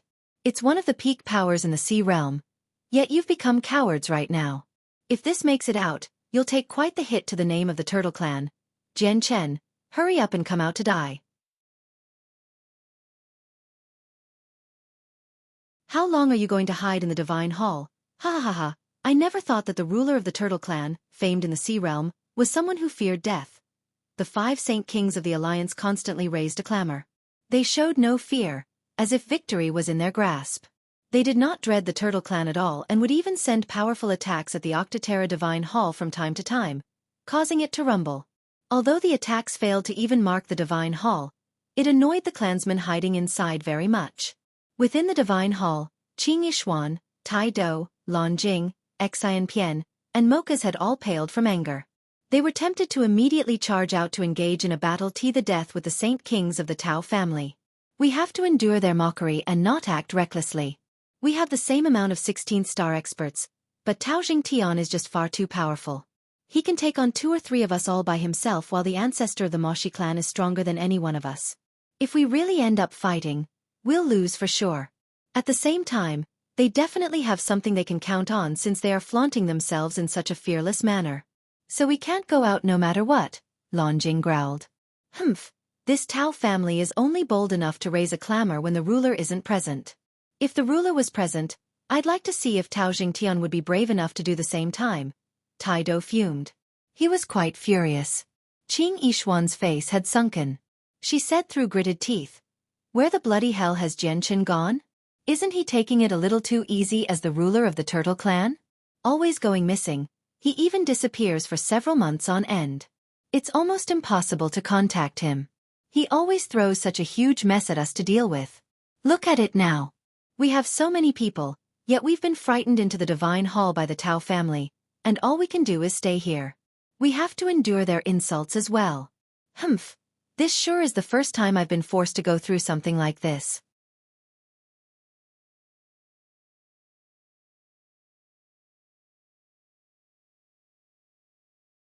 Chapter 1326. Return. Every single person hiding within the Divine Hall was fuming. They were furious, yet there was nothing they could do to vent their anger. They were completely helpless due to the current situation. They were not the opponents of the Tao family Saint Kings, and if they acted too recklessly, it would be extremely easy for them to die. I wonder when the ruler will return. If the ruler returns, he'll definitely make the Tao family pay, said an elder of the Turtle Clan. He felt admiration from the bottom of his heart for Jian Chen, because he would never forget that the declining clan had only powered up so quickly under Jian Chen's leadership. The reason why the clan possessed 5 16th star experts right now was all because of Jian Chen. It had nothing to do with the clan itself. Qing Yishuan raised an eyebrow and disdainfully pouted. She sneered. Tao Jingtian has a divine hall. It's not like you don't know how tough divine halls are. Those that are not saint emperors cannot smash through them. I must admit that Jian Chen's talent is extremely impressive and that he's extremely powerful. However, he still can't do anything to Tao Jingtian since he has a divine hall. Even if he takes on Tao Jingtian himself, he's not his opponent. Under these circumstances, he'll be useless even if he returns. We believe in the ruler. The ruler is wise. He's our only hope.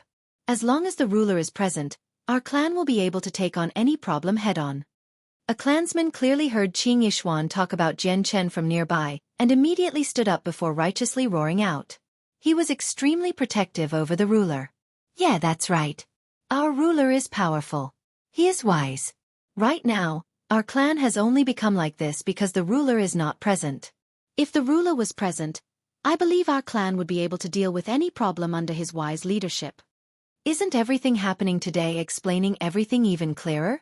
We cannot be without the ruler. Only when the ruler is with us can we become extremely powerful.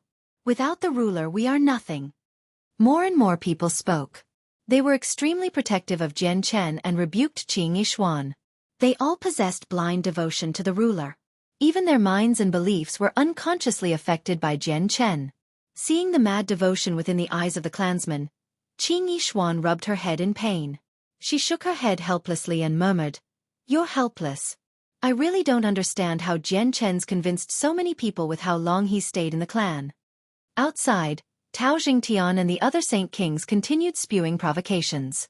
They virtually used everything to try to force out the ruler, but after several days of hard work, they had not caught even a single glimpse of Jian Chen. Meanwhile, Tao Jingtian and the others could not help but begin doubting themselves. They had already guessed that it was extremely likely that Jian Chen was not present, or he was in secluded cultivation. Let's remain here. Even if the ruler of the Turtle Clan isn't here, he probably received a message from someone long ago. He'll probably return soon. Tao Jingtian sat on the top of the Divine Hall at ease. He stared at the Octaterra Divine Hall with half-squinted eyes. He was extremely confident. At this moment, the whistling of air rang out. 2 figures quickly shot over from the distance. To the Saint Kings, the 2 figures' grasp over space was not very profound, but their speed was stunning because it was not slower than Saint Kings. Even some 16th star experts could not travel as fast as them. In the blink of an eye, the 2 of them stopped between the 2 divine halls. Their faces were finally visible at that moment. One of them was a young man who seemed to be in his 20s. He wore white robes and was handsome, filled with masculinity. His eyes were sharp like swords, and staring into his eyes would make the observer's own eyeballs hurt. The other person was an extremely burly man. His skin was golden and glowed with a faint, metallic luster. He seemed to be made of gold, and the most eye-catching part of him was the center of his brows. There was actually the imprint of an axe there. It's the ruler of the Turtle Clan. The rulers returned. A Saint King from the Alliance saw them and immediately cried out. The 2 of them just happened to be Jian Chen and Tai Ta. Tao Jingtian's eyes began to glare at them at that moment. He stared at them in interest as he sneered, "Ruler of the Turtle Clan, you've finally returned. I've waited for you for several days already." Jian Chen stared at Tao Jingtian and the others who were blocking the main entrance of the Turtle Clan with a sunken face. He then glanced over at the Turtle Clan. He immediately let out a breath of relief. Although the Turtle Clan had been reduced to a mess, there were no corpses or bloody marks. All of them had hidden in the Octaterra Divine Hall. Jian Chen's face became filled with heavy killing intent at that moment. He had never thought that Tao Jingtian would come and block the main entrance of the clan before he could even find him to settle their debt. If he had not left behind the Divine Hall, the entire clan would probably have been rinsed in blood. Tao Jingtian, I was just about to go to your Tao family to completely settle our enmity. I never thought that you'd be so smart and obediently come to meet your maker, Jian Chen growled. Tao Jingtian chuckled aloud. Ruler of the Turtle Clan, you overestimate yourself. I'm standing right here. I'd like to see how you kill me. He was confident. He was currently at the peak of the 8th heavenly layer as a Saint King and infinitesimally close to the 9th. He had gained a clear understanding of Jian Chen's strength in the battle before, which was not enough to threaten him at all. Jian Chen sneered. Then I'll show you I can kill you right here. Suddenly, a vast presence surged from Jian Chen. It crushed down on Tao Jingtian with an unstoppable force. Tao Jingtian and the 4 other Saint Kings suddenly displayed different expressions. Jian Chen's presence was just far too powerful. Even Tao Jingtian, a peak 8th heavenly layer Saint King, shivered inside. At that moment, he even gained the impression that he was standing before a Saint Emperor. The 5 of them were no longer as composed as before. They all stood up in shock while disbelief plastered across their faces. Their hearts churned inside. Ruler of the Turtle Clan, I've treated you with a lot of caution, but I've still underestimated you in the end. I never would have thought that your strength would have reached such a level in such a short amount of time. You're no weaker than me. However, just that much strength is still wishful thinking if you want to kill me. If you don't believe me, we can fight it out somewhere else. Tao Jingtian no longer remained where he was after throwing that out. He immediately flew off into the distance with the Divine Hall, traveling extremely fast. He disappeared into the horizon in the blink of an eye. The 4 other Saint Kings had entered the Divine Hall as quickly as they could, so Tao Jingtian had taken them with him. Ruler of the Turtle Clan, if you have the guts, then come. Tao Jingtian's voice loudly rang out from afar. Jian Chen moved. He used the illusory flash, causing his body to fuse with the surrounding space. He chased after Tao Jingtian extremely quickly at a speed no slower than him. Jian Chen's understanding of the illusory flash had reached a new level in the Xianhuang microcosm. Coupled with his increase in strength, the speed he traveled when using the illusory flash had increased as well. Mysteries of War, Celestial Movement. Taita turned into a streak of golden light as he tailed behind Jian Chen. You're tuning in to the Xueqi's Martial Arts Saga YouTube channel. Don't forget to subscribe and join us on this journey to catch the most captivating stories.